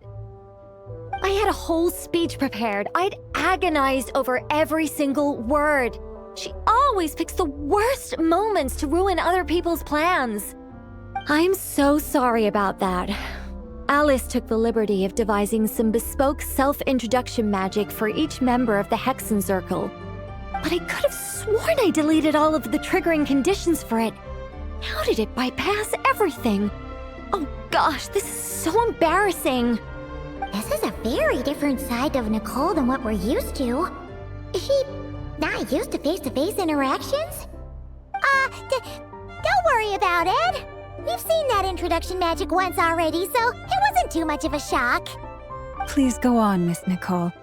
We'd love to hear what you have to say, or, well, communicate. Huh? Are they talking to this lady? But... will you all promise to forget that horrendously embarrassing introduction? sorry, embarrassing. When?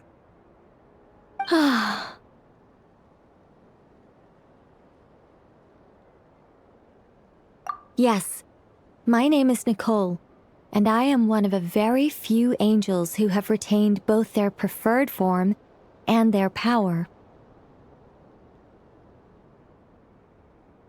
The Traveler and Paimon should be no strangers to this concept. There is another of our kind in Natlan. They call her the Lord of the Night. All right! Paimon remembers her! Yes. Well, I have retained more of my power than she. It's because I don't have a long-term duty to fulfill. To be more specific, no. We'll be here all day if I get into the specifics. Moving on. If I'm not mistaken, you are here because you wish to learn how one might reach the moon beyond the sky. That's right. Is that something you can give us any guidance on? Yes, I do know a way. It began with the Hyperboreans, who lived after the War of Funerary Flame. Blank looks. Maybe I should start with the background of the war. Or maybe not. It shouldn't be an issue. I'll fill in the gaps for you when we have more time. Anyway, after that war ended, the three moons retreated to beyond the false sky. The Hyperboreans were humans I once aided. They accepted the civilization and creations bestowed upon them by the angels. But despite accepting many blessings of the angels, many among them still held on to their faith in the moons. They were reluctant to accept the new order. Even after the War of Funerary Flame, they sought to contact the moon goddesses beyond the sky and receive their guidance. But all three had passed away by that point.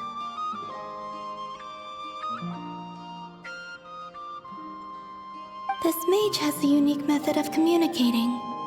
Is she talking about the moons?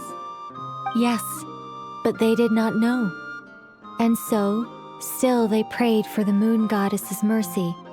After building titanic structures that consumed vast amounts of Kuvaki, at last they glimpsed the moons and heard their voices.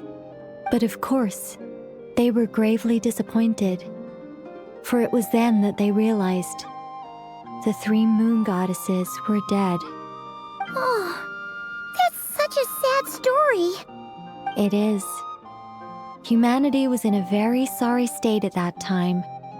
The angels who had once aided them were gone, and the War of Funerary Flames had left them homeless and destitute.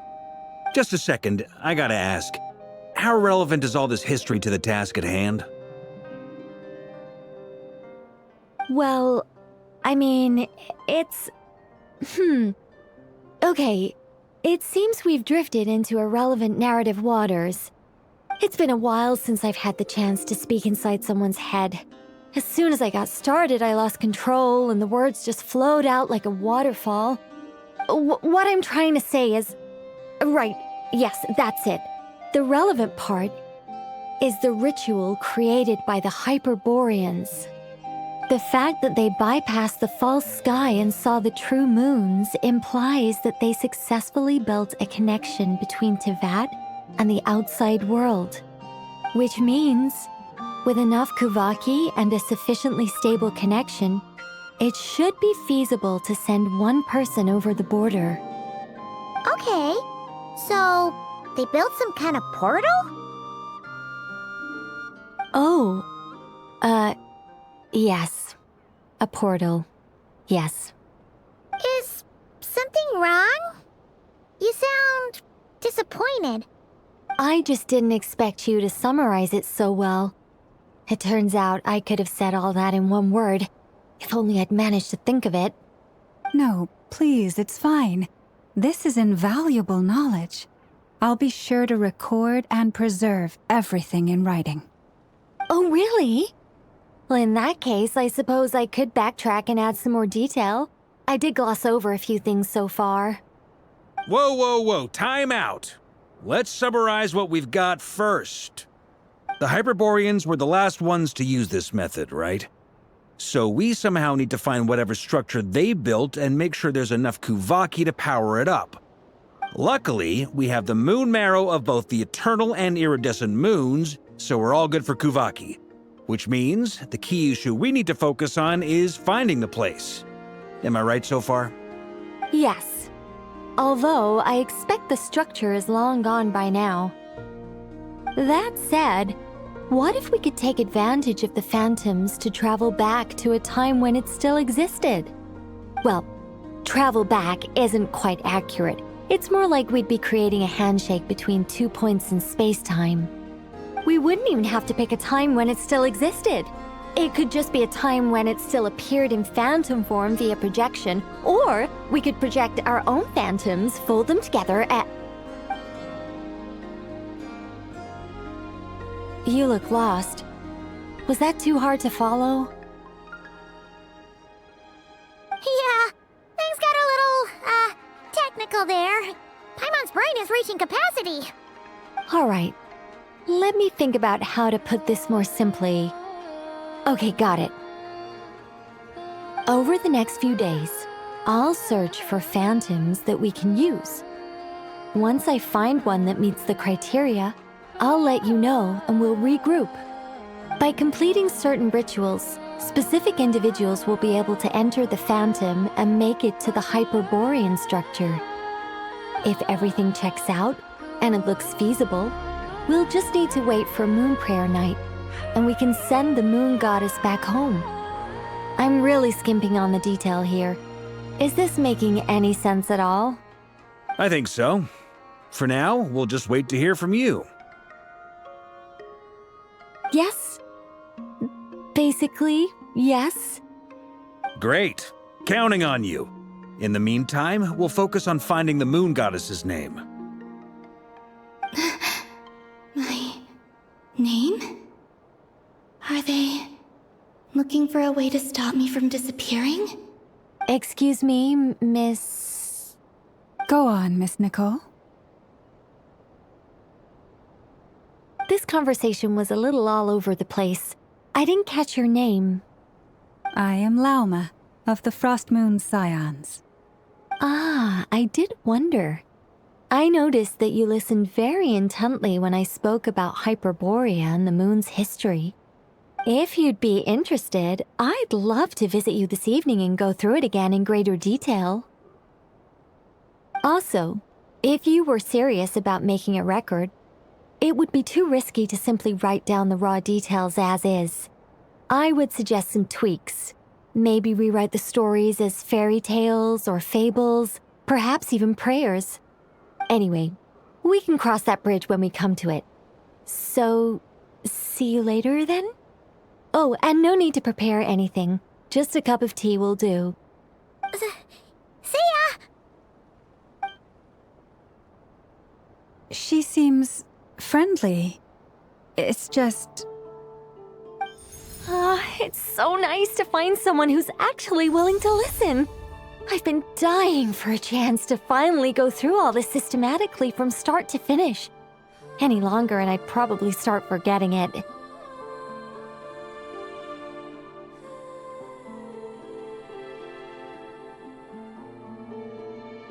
Now Paimon gets why Alice told us to mind our heads. Ha ha ha ha! What did I tell you? A lot of quirky people in Alice's orbit. Now then, the next order of business is, where do we start looking for the Moon Goddess's name? Maybe the rest of what Nicole has to say might give us some clues. Once I've heard her out, I'll summarize the salient points and share them with you all. I'm also inclined to review our other documents. Yes, our faith was first established by our Hyperborean ancestors, but many of the more factually accurate records are from after Kuthar's birth. Sounds like we're gonna follow Columbina's journey through Devat, huh? In that case, we'll start by heading to the Frost Moon Enclave. Sounds like a plan. Take this with you. I'll see about getting in touch with the Fatui. It'll probably just be Arlecchino and Sandroni again. They're the only ones who would want to help. Thank you, Mr. Varka. Don't mention it. Honestly, I'm more comfortable dealing with the Fatui than prying into the details of a young lady's childhood. Catch you later. I should follow them, just in case there's some way that I can help.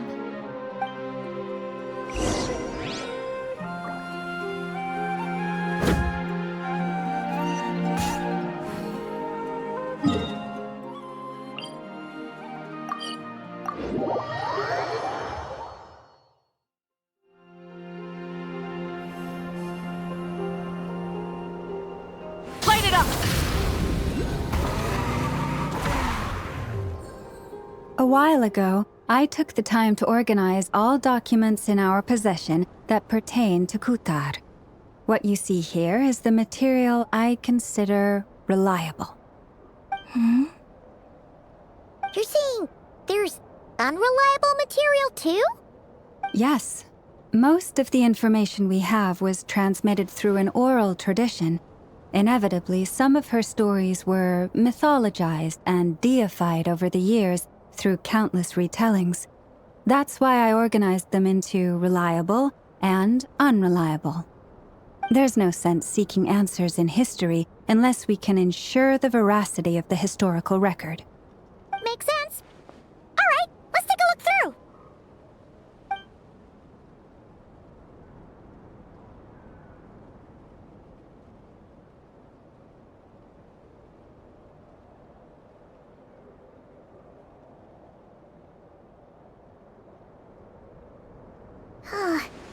Almost all these records refer to Kutar instead of Columbina.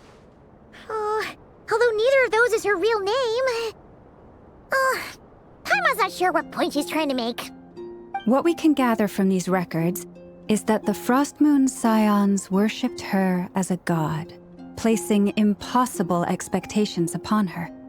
I cannot fault them for their earnest faith, but for all their devotion, worshipping her day in, day out changed nothing. I imagine that none of it resonated with Columbina.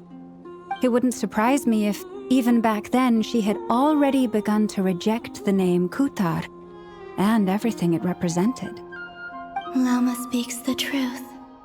When I heard them call upon Kutar with hope and expectation in their voices, they may as well have been calling upon somebody else.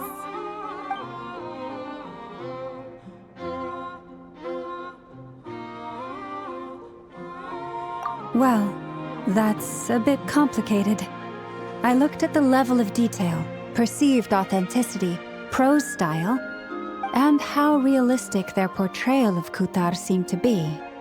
Amongst the Frostmoon Scions of today, only I know of her existence, and I alone have spoken to her face to face. As such, I know that there are certain things she simply would never do.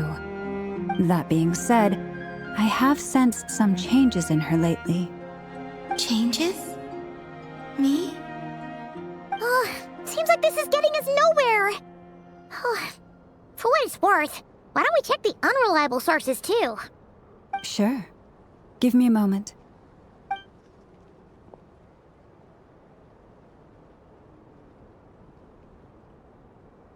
Exerting but a fraction of her divine might, Kutar sheared a great mass from the snow-capped mountain and cast it into the sea, upon whose surface shone the mirror image of the moon. Thus was formed the island of Hisi. Yeah, right. That doesn't even begin to pass the sniff test. The 3 moons are naught but lies through and through. Only one moon has ever shone for us, and Kutar is her name.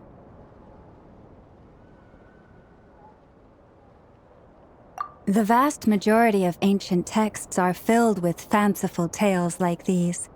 I trust you understand my criteria a little better now. Kutar did not speak, merely gazing into the distance in silence. And where her gaze landed, this was her prophecy. Clearly, whoever wrote this text never even met Kutar. Otherwise, they'd know that her eyes are always closed. What about you, Traveler? What are you reading? Come on, let Paimon see.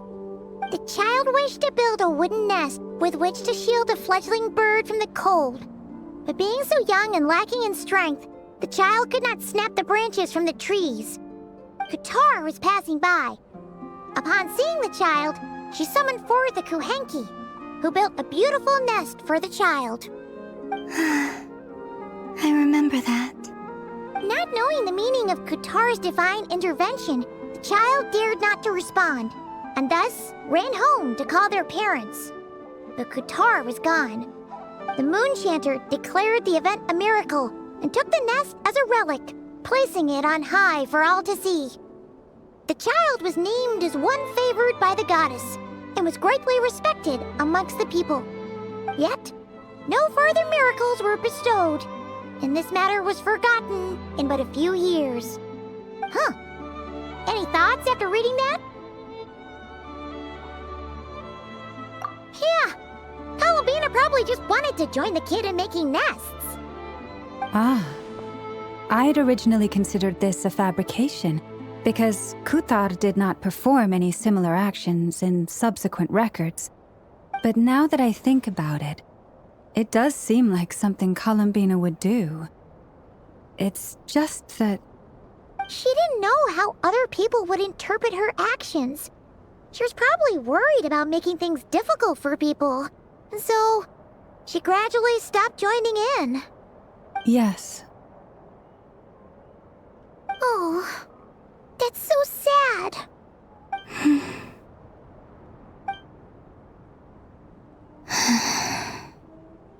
And now, I can make no such gestures of warmth, even if I want to.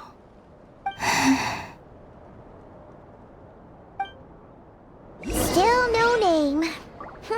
That's a bit of a shame. But we did learn some interesting stories. That's gotta count for something. Barca said he was gonna set up a meeting with Arlecchino and Centrone, right?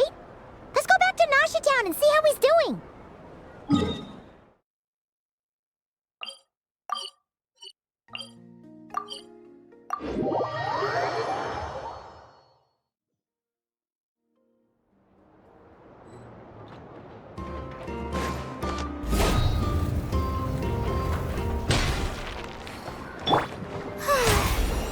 The show be...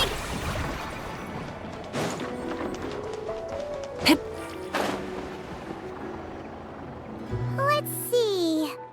There's Varka. Oh, and it's Durin and Albedo too.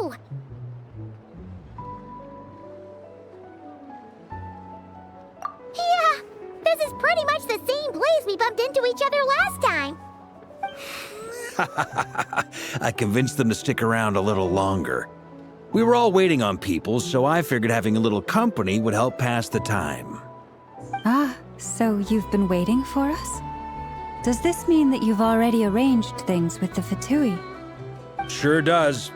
Now you're back, we can go meet up with them together. How'd your investigation at the Frost Moon Enclave go? Well, we didn't find out Columbina's true name. But apart from that, it went pretty well.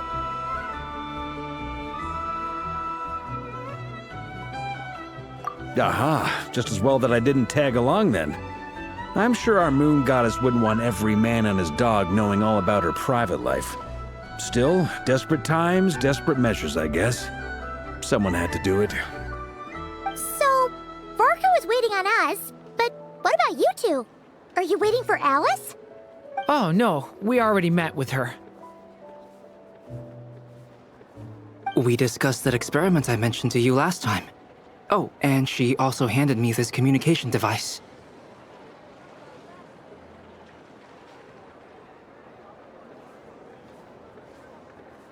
That's right. I understand she informed you about the relationship between the phantom phenomena and Tevat's borders, yes? She wants me to help her with some more experiments on that front. She said that she'll contact me through this device with more information. Ah, I see. Following instructions and making observations. Pretty common research method. Takes me right back to Albedo's lab. Wait, then who exactly are you meeting? Someone you know. Albedo's met him too. But I don't think Miss Lauma or the Grand Master have been introduced.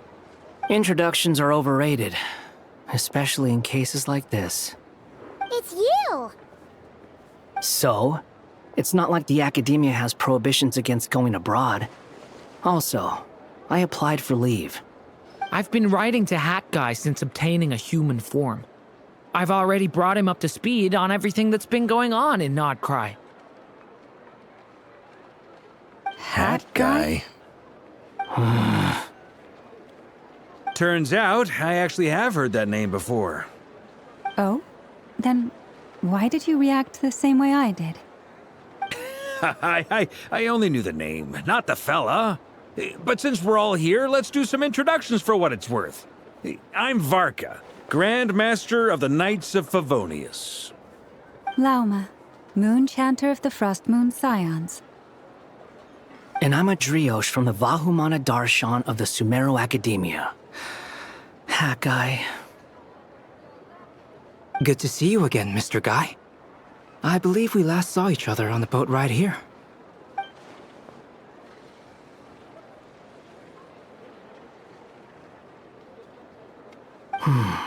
Mind you, the only reason I came here is because there's someone I want to look into. Who's that? The Doctor, also known as Dottore, second of the Fatui Harbingers.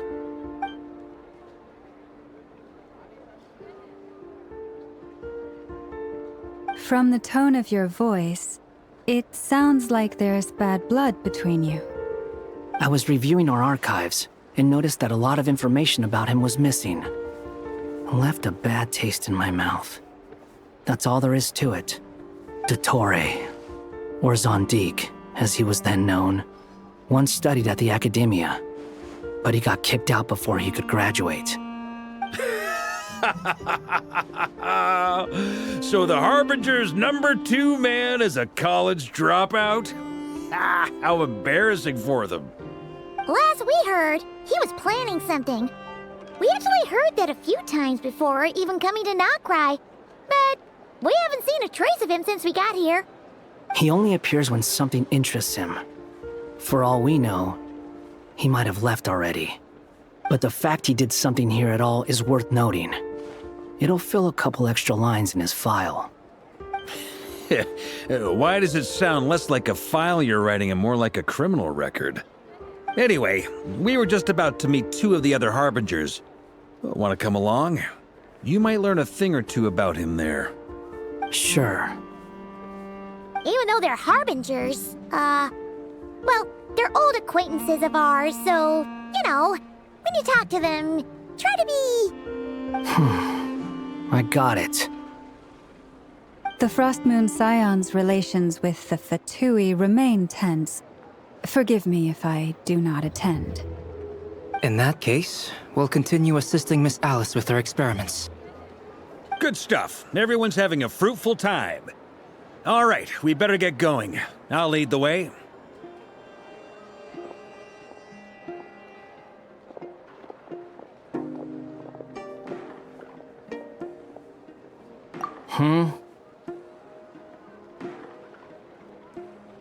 Well, yeah, that's obviously part of it.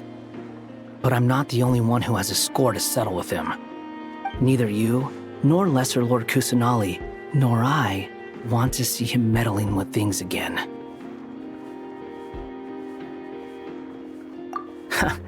What's the hurry? Don't worry. Pigeons always know which way home is.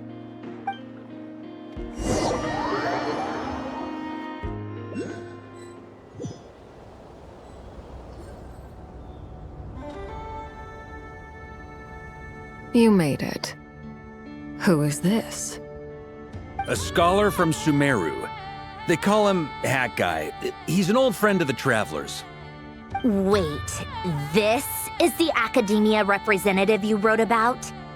He doesn't exactly look the part. I believe this will prove my identity. You'll notice it bears the seal of the Sanctuary of Surasthana. Well, what do you know? So it does. All right then. My mistake. It's fine. I expected as much. What? So as I mentioned in my letter, the Academia's got its eyes on Dottore. But this matter remains top secret. Apart from those assisting in the investigation, the fewer people who know, the better. If anyone asks, I'm here in Nocturne to pursue my personal academic interests. Gotta say, Varka, you did pretty well to keep all this under wraps for so long. Sounds like you got in touch with the Academia about this way back. You flatter me. Where do I even start? Remember that time we fought Rerir at Star Sand Shoal? He sure let me have it then, didn't he? I'll bet Dottore had that all sketched out, with me as his convenient little pawn.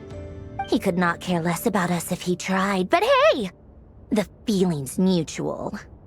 Does Dottore really strike you as the sort who values his relationships with his colleagues? Fair point. Definitely not. Which is why I always keep my guard up whenever he starts making suspicious moves.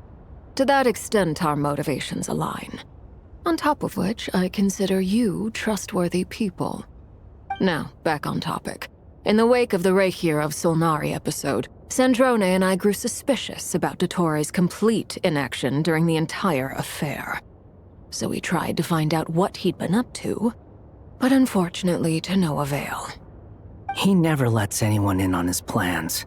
The more he cares about something, the more secretive he gets. Indeed. Perhaps he believes that by keeping a low profile, he can avoid trouble. But that trick isn't going to work on his colleagues.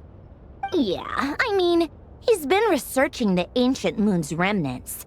And he's been trying to get his paws on the moon marrows. Only an idiot would believe he doesn't have something more planned. With this in mind, I returned to Snezhnaya and relayed my thoughts to Her Majesty the Tsaritsa, entreating her to have him recalled. That's pretty direct. Did the Tsaritsa agree? Yes. I made it abundantly clear that the Fatui's business in Nodcry is almost concluded, and we do not need 3 harbingers in this territory. Her Majesty concurred. Accordingly, Dottore has returned at her orders. I imagine he is continuing with experiments, which no one besides he would ever have any interest in. Common sense might mean nothing to him, but he's not stupid. He knows that no good can come from opposing the Tsaritsa. Smarts alone won't get him all the way. He needs the Rooster's resources and Regrator's Mora, both of which the Tsaritsa can strip from him by waggling a finger. But doesn't he have a track record of publicly following orders while going against them in private? He probably has it down to a fine art by now. Wouldn't put it past him. We worked together on a research project once. Only briefly, but it was enough to show me that we're fundamentally different people. He has no interest in doing things methodically, stage by stage. His thoughts jump all over the place, and the moment his curiosity is satisfied, or he gets the results he wants, he disappears.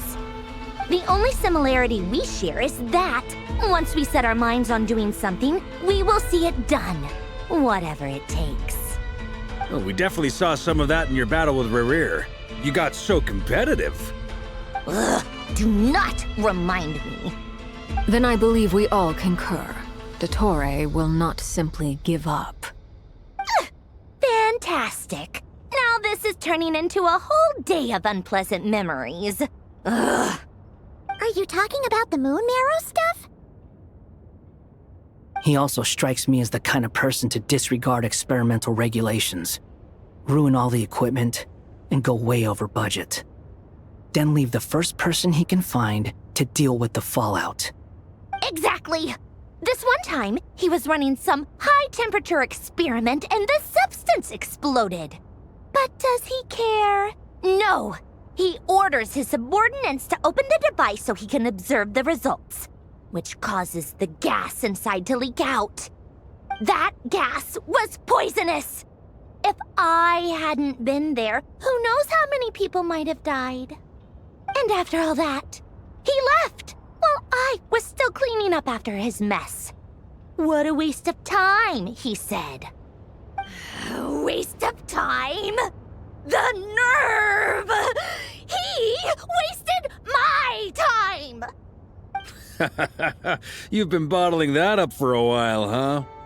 Hat guy, I must say, you seem awfully familiar with internal Fatui affairs, especially when it comes to Dottore. Thank you, Lady Harbingers, for providing such valuable information. I have no other questions for now, so I'll be on my way. Wait, what? You're just gonna leave? You're welcome to join if you want. Ugh. Just when Paimon thought he'd finally mellowed out. He makes quite the impression. I'll say. I've met tons of headstrong people, but not many of them would join me in bad-mouthing Dottore. Anyway, back to the main agenda. Barca, you said that Columbina has gone missing? Or rather, disappeared. Yeah. We're working on building a connection between her and this world. The simplest method is to find out her real name. I've actually asked her that question before, but she said she didn't know. Considering our relationship, I doubt she was lying to me.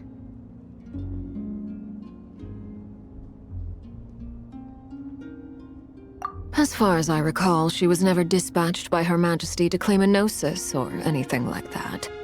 The Tsaritsa's plans had long contained a place specifically for her. I always thought that was weird. What could she do that the rest of us couldn't? Knowing what we do now, it's probably something related to Kavaki, right?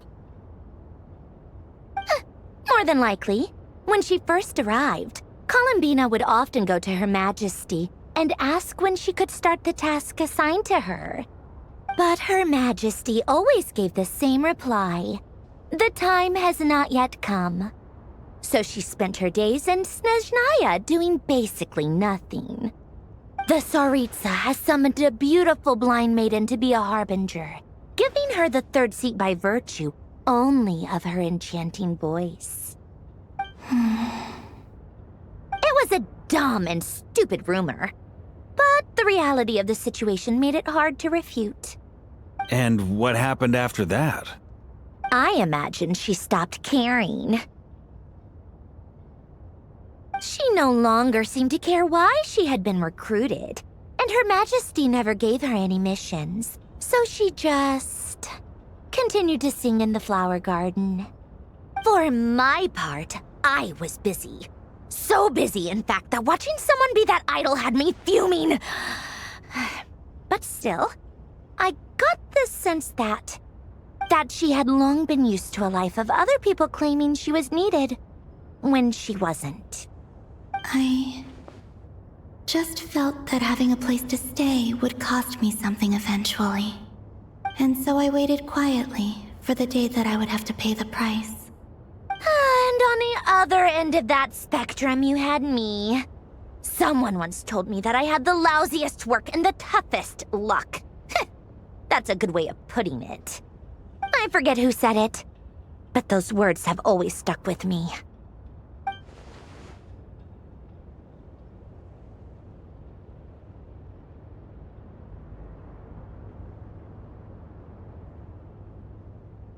But you've done your job exceptionally well all this time. Because at heart, you are a conscientious person.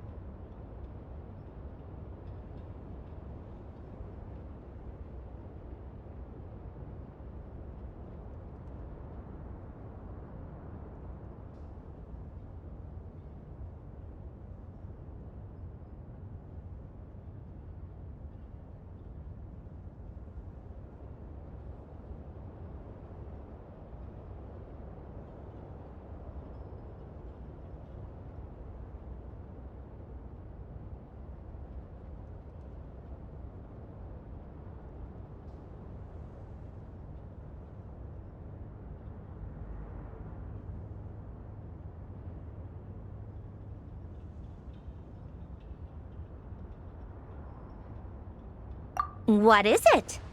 Something come to mind?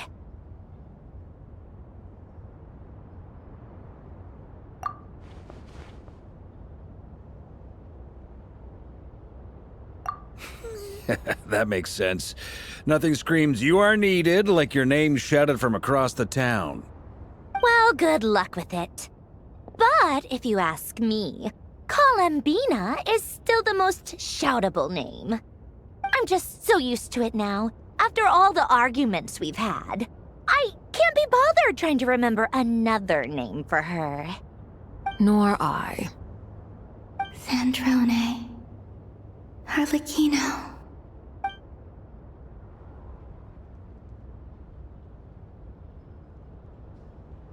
Huh! It's a Sealy! Does that mean Nicole has news for us? Ladies, I thank you for your hospitality. If the chance ever comes up, I definitely owe you both a drink sometime. I'm sure it will. You can make your own way out. Heck, you've been here enough times, you probably know your way around better than I do. Okay, time to do what adventurers do best. Follow that Sealy!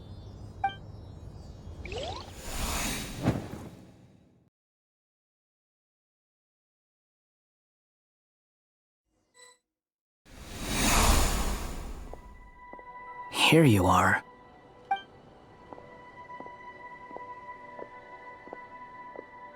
Oh, hat guy. How come you're back so soon? Did things go all right with the Fatui? Fine. Dotori's been summoned home by the Tsaritsa. Couldn't get much more than that. How about you? Any progress with the investigation? Unfortunately not.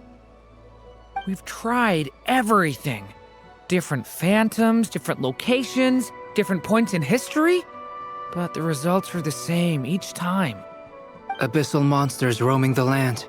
People crying out in despair, with no hope of being rescued.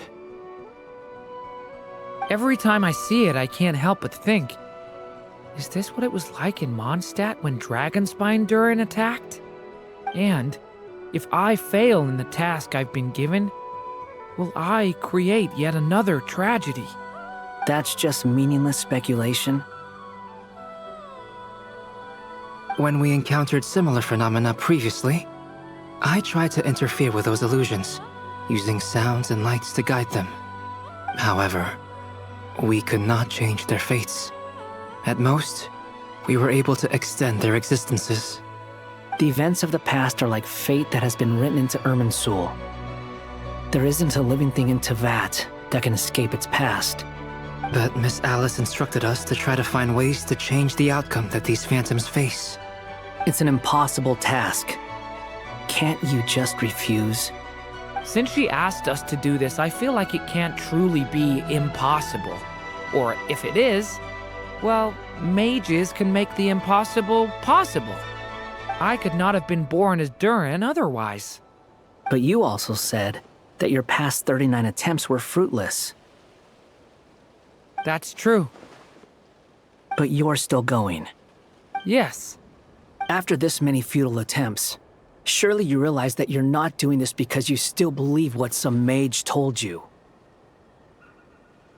It's because you want her hypothesis to come true. It's something you wish for deep inside. So, think for yourself about what you want to do. As long as you don't believe it's futile, it isn't. Yeah. Previous experience indicates that we cannot touch the phantoms, which limits the effectiveness of our interventions. If we want to clear this hurdle, we need to break this rule somehow. Same thought here. Following the same rules means repeating the same failures. Reducing ourselves to mere playthings of fate. So you mean we need to figure out a way to make contact with them despite knowing that we can't? Yes, and I suspect that's something only you are capable of. Everything in Teyvat is logged in Irminsul, but the withering that once occurred in Sumeru was a sign that the Great World Tree was being corrupted. This corruption allowed things that should not have existed in Teyvat to appear. This is tantamount to rewriting reality to an extent. You're saying abyssal power might be able to affect those phantoms? No one's ever tried it before. If you're gonna try it, it'll take courage. And you have to be confident that you can control it. Is anyone there? Has anyone seen my daughter? She's missing. I have to find her. I hear someone inside. Spargana? Are you in there?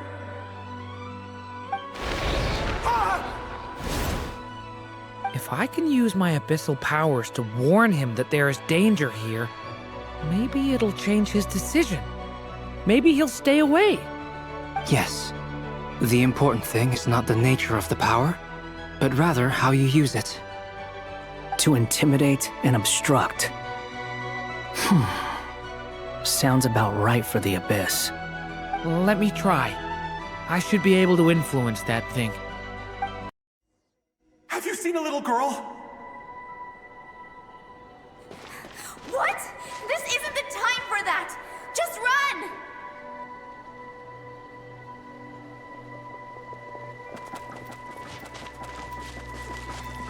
I hear someone inside. Spargana? Are you in there?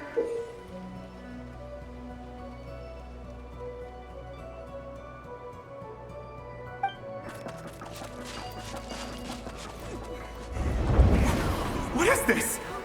Looks dangerous. I should get out of here.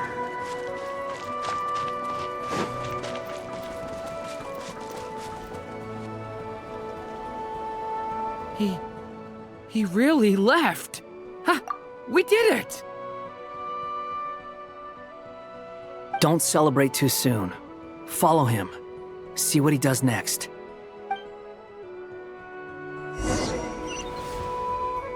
Monsters approaching from the front. You need to stop them and create an opportunity for him to hide.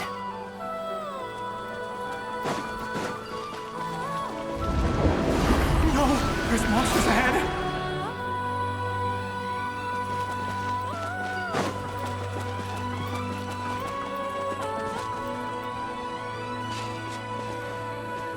Wait, is that the barrier I saw earlier? Why is it appearing now? It's as if someone's controlling it.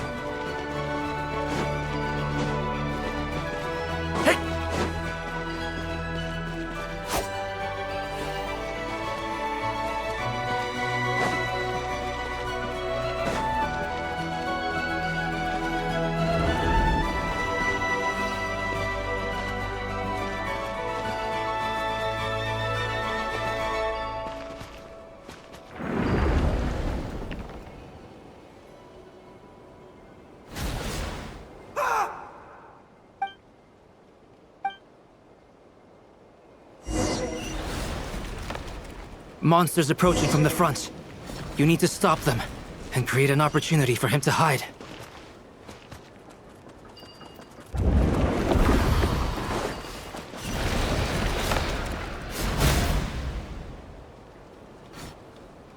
Help me!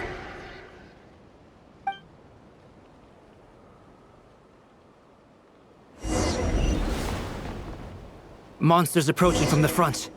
You need to stop them and create an opportunity for him to hide.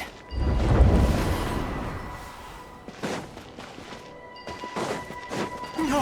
There's monsters ahead!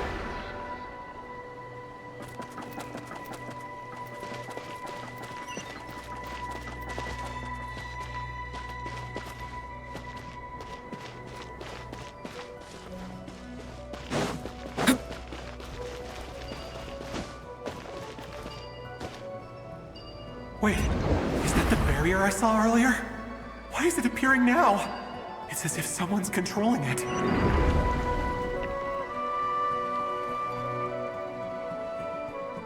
The monsters are gone.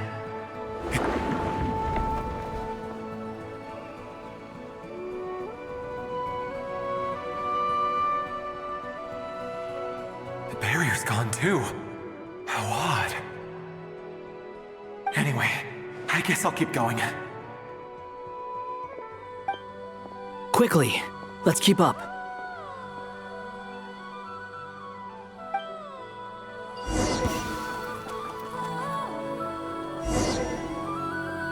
Wait, there was someone else here? Don't go any further. We've got anti-monster traps laid out everywhere. But my daughter must just be up ahead. I have to go. This way's blocked.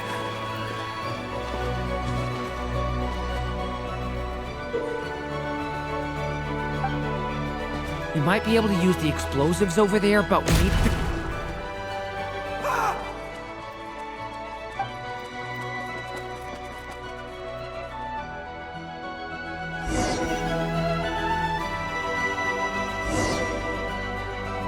there was someone else here? Don't go any further. We've got anti-monster traps laid out everywhere. But my daughter must just be up ahead. I have to go. This way's blocked.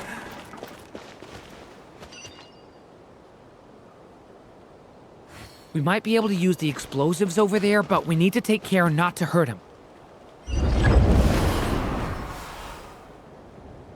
I'll use the barrier to keep him at a safe distance. This barrier seems to be helping me somehow. Hey, wake up! Oh, no good. Gotta keep moving ahead.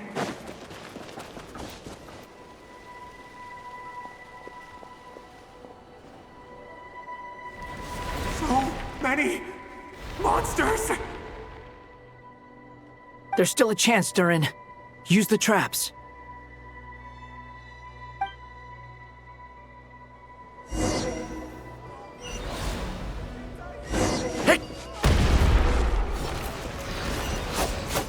Stay back! Help me!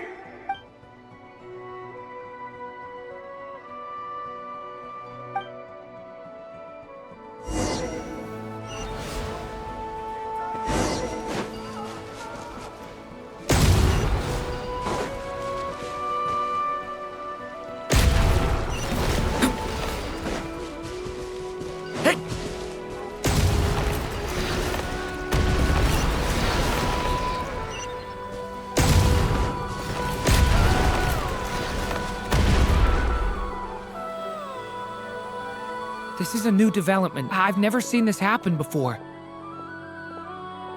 We might just be able to save this person.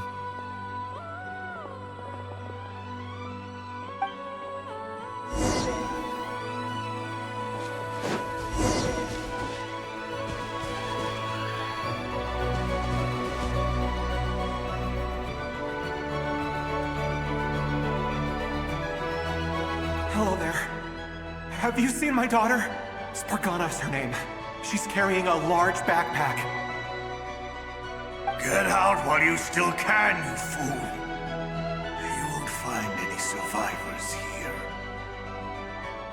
But I can't just leave her here. She must be so scared right now. Sorry. Wish I could help, but I haven't seen her. You'll just have to keep looking. Okay, thank you. If I do find her, I'll get her to shelter and come back for you. Don't bother. I've got nowhere left to go.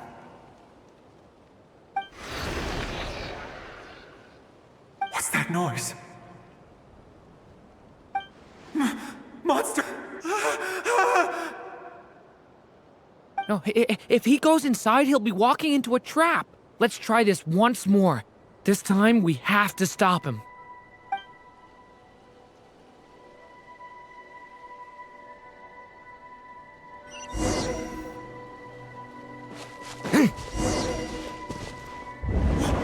Why? How will I know where Spargana's gone like this? You know what? I'll trust this strange barrier. It's gotten me this far after all.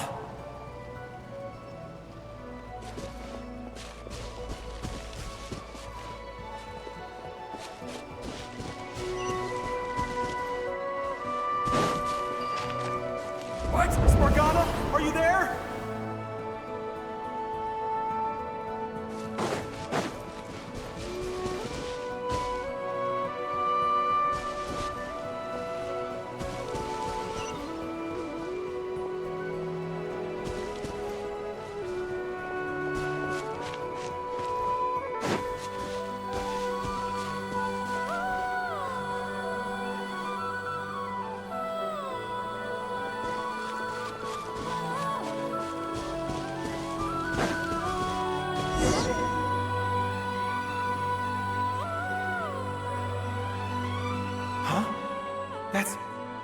That looks like one of my daughter's books. Thank you. Thank you! Yes, it's one of hers for sure. That's her name on it right there. She left her backpack here.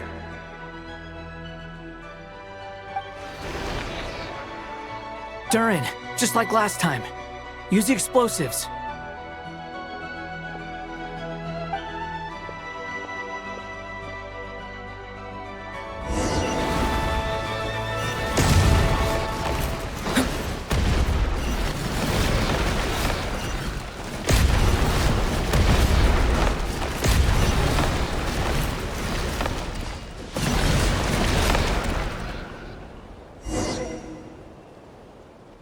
It won't work.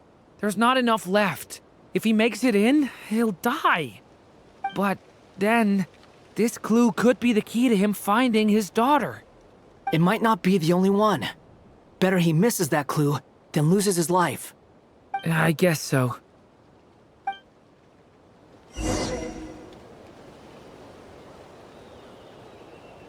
Stop him, Durin. We can't let him get any further in. That's my daughter's book! She's passed this way! Why? Why won't you let me go in? I've searched and searched and searched just for this! But how will I find her without any clues? I no longer have anywhere else to go.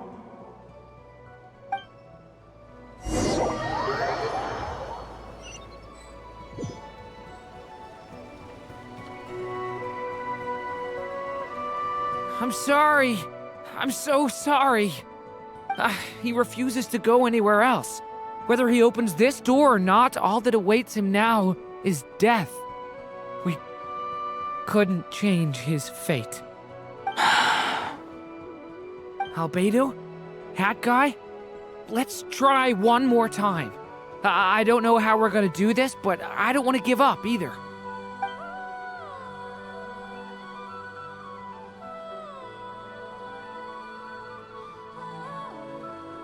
Why am I here? What's going on? All these scenes running through my head. Where are they from? Huh? What's going on? His reactions have changed. How many times have I... What's happening to me? Huh? Wait. Who are you? You can see us now? I feel like I always could, but that I only just realized you were there. I'm sorry, I don't know how to describe what I'm feeling. But you were the ones guiding me using that marked barrier, right? I haven't done anything yet, but those monsters, those deaths, they feel like memories. Like things I really did experience. I won't find my daughter. In fact, I'll ultimately die trying to find her. Isn't that right? Well, no, it isn't. Yes, it is. Even so, we're trying to find a way out of this. You've not seen my daughter either, have you? It seems she really isn't here.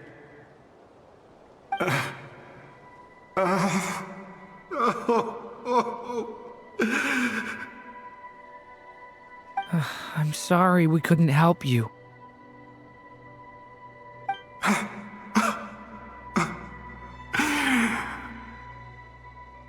I'm just tired. Maybe this is destiny. Maybe it doesn't matter how hard I search. How long do I have left? Experience says 15 to 20 minutes. 15 to 20. Thank you for all your help. Let's rest a while. You look exhausted too. Now's not the time for you to start pitying us. It's not pity. I'm just realizing that I've only got 10 or so minutes left. You know?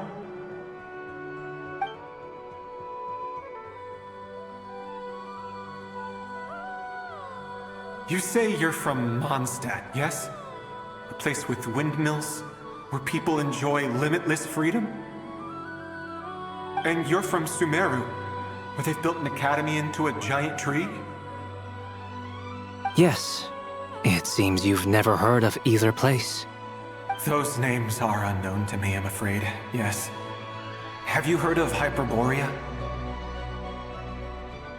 I have, but I heard that it was destroyed in the distant past. I see. That was where my ancestors once lived. What about Delphi Pytho? Was it later rebuilt? I've never heard that name. Then what about Sal Vindaknir? I have seen that name on stone tablets on Dragonspine. But I'm afraid the only things left of that place are its ruins. I see. Sure enough, there was no way to turn this around, huh? I'm sorry. I was the one who asked to chat, but it seems like we're too many ages apart. There's barely any common ground to start from. It's all right. We did hear something new, at least. From how you speak of your lives, things must be going all right for you, I guess. They are. Mondstadt is a place of freedom and happiness. There's a lot of good people in the church and the Knights of Favonius, and even outsiders find that it's an easy place to feel at home. We have festivals a few times a year. Everyone gets together to drink, sing, and be merry. Sumeru is a lot more uptight. Not really the kind of place where you can relax. It's a nation fraught with problems wherever you look. But if all you want in life is to seek knowledge, I guess it's pretty much paradise. That's wonderful. In other words, after this all-devouring black tide passed, humanity did not merely avoid extinction, but rose to build prosperous civilizations anew. I mean, I can see you all right now. That must mean the future isn't a total mess, right? That's true. Well, time's almost up. Let's part ways, I think. Might be best if you don't waste too much time on me. The chances are slim, I know, but I'd like to spend these last few minutes looking for Spargana. If things work out, I'd love to tell her about what I've heard. May we meet again. Well, or not, most probably. In that case, may your wishes come true.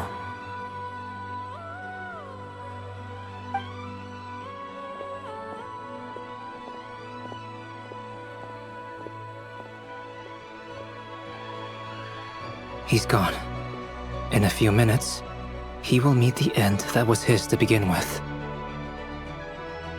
The ending of this tale did not change, but I believe that we've just made the most progress we have yet. May your wishes come true. If only it were so simple.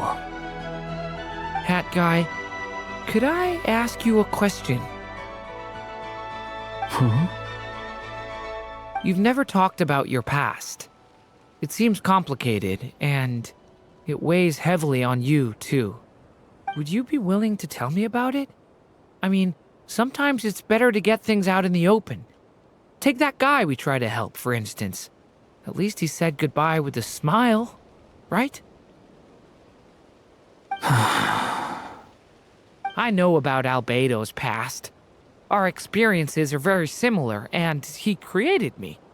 As for you, you're my first friend, and you've witnessed every step I've taken. But by comparison, I know nothing about you. Either way, I mean, we're still best friends.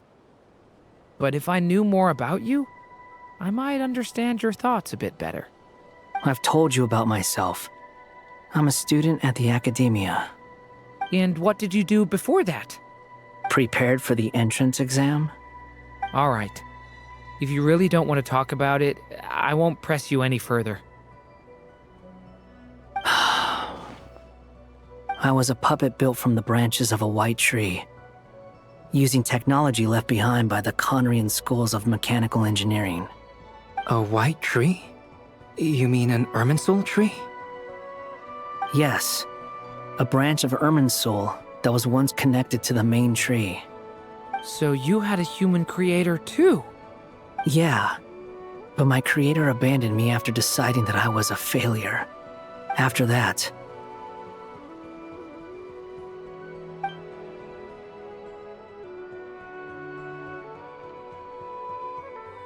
Durin. Resisting the influence of the abyss, suppressing the urge to destroy, trying to do the right thing. None of these things are easy. But no matter how hard they are, trying to rewrite past wrongs is far harder. You asked me if you would create a new tragedy if you failed. I told you there was no point speculating about that. But the real answer is, yes, you absolutely will. That guy. But at least you've got people here to help steer you away from the wrong path. So, just keep aiming towards the light. I will. I promise. All right, break time's over. Hello? Durin speaking. Hello, friends, it's me! What have you been up to, I'm detecting some unmistakable fluctuations here at the border. The amplitude isn't particularly high, but they're completely different signals from the ones before, and the scale is comparable to those I've detected previously. Alice, we were unable to save that person.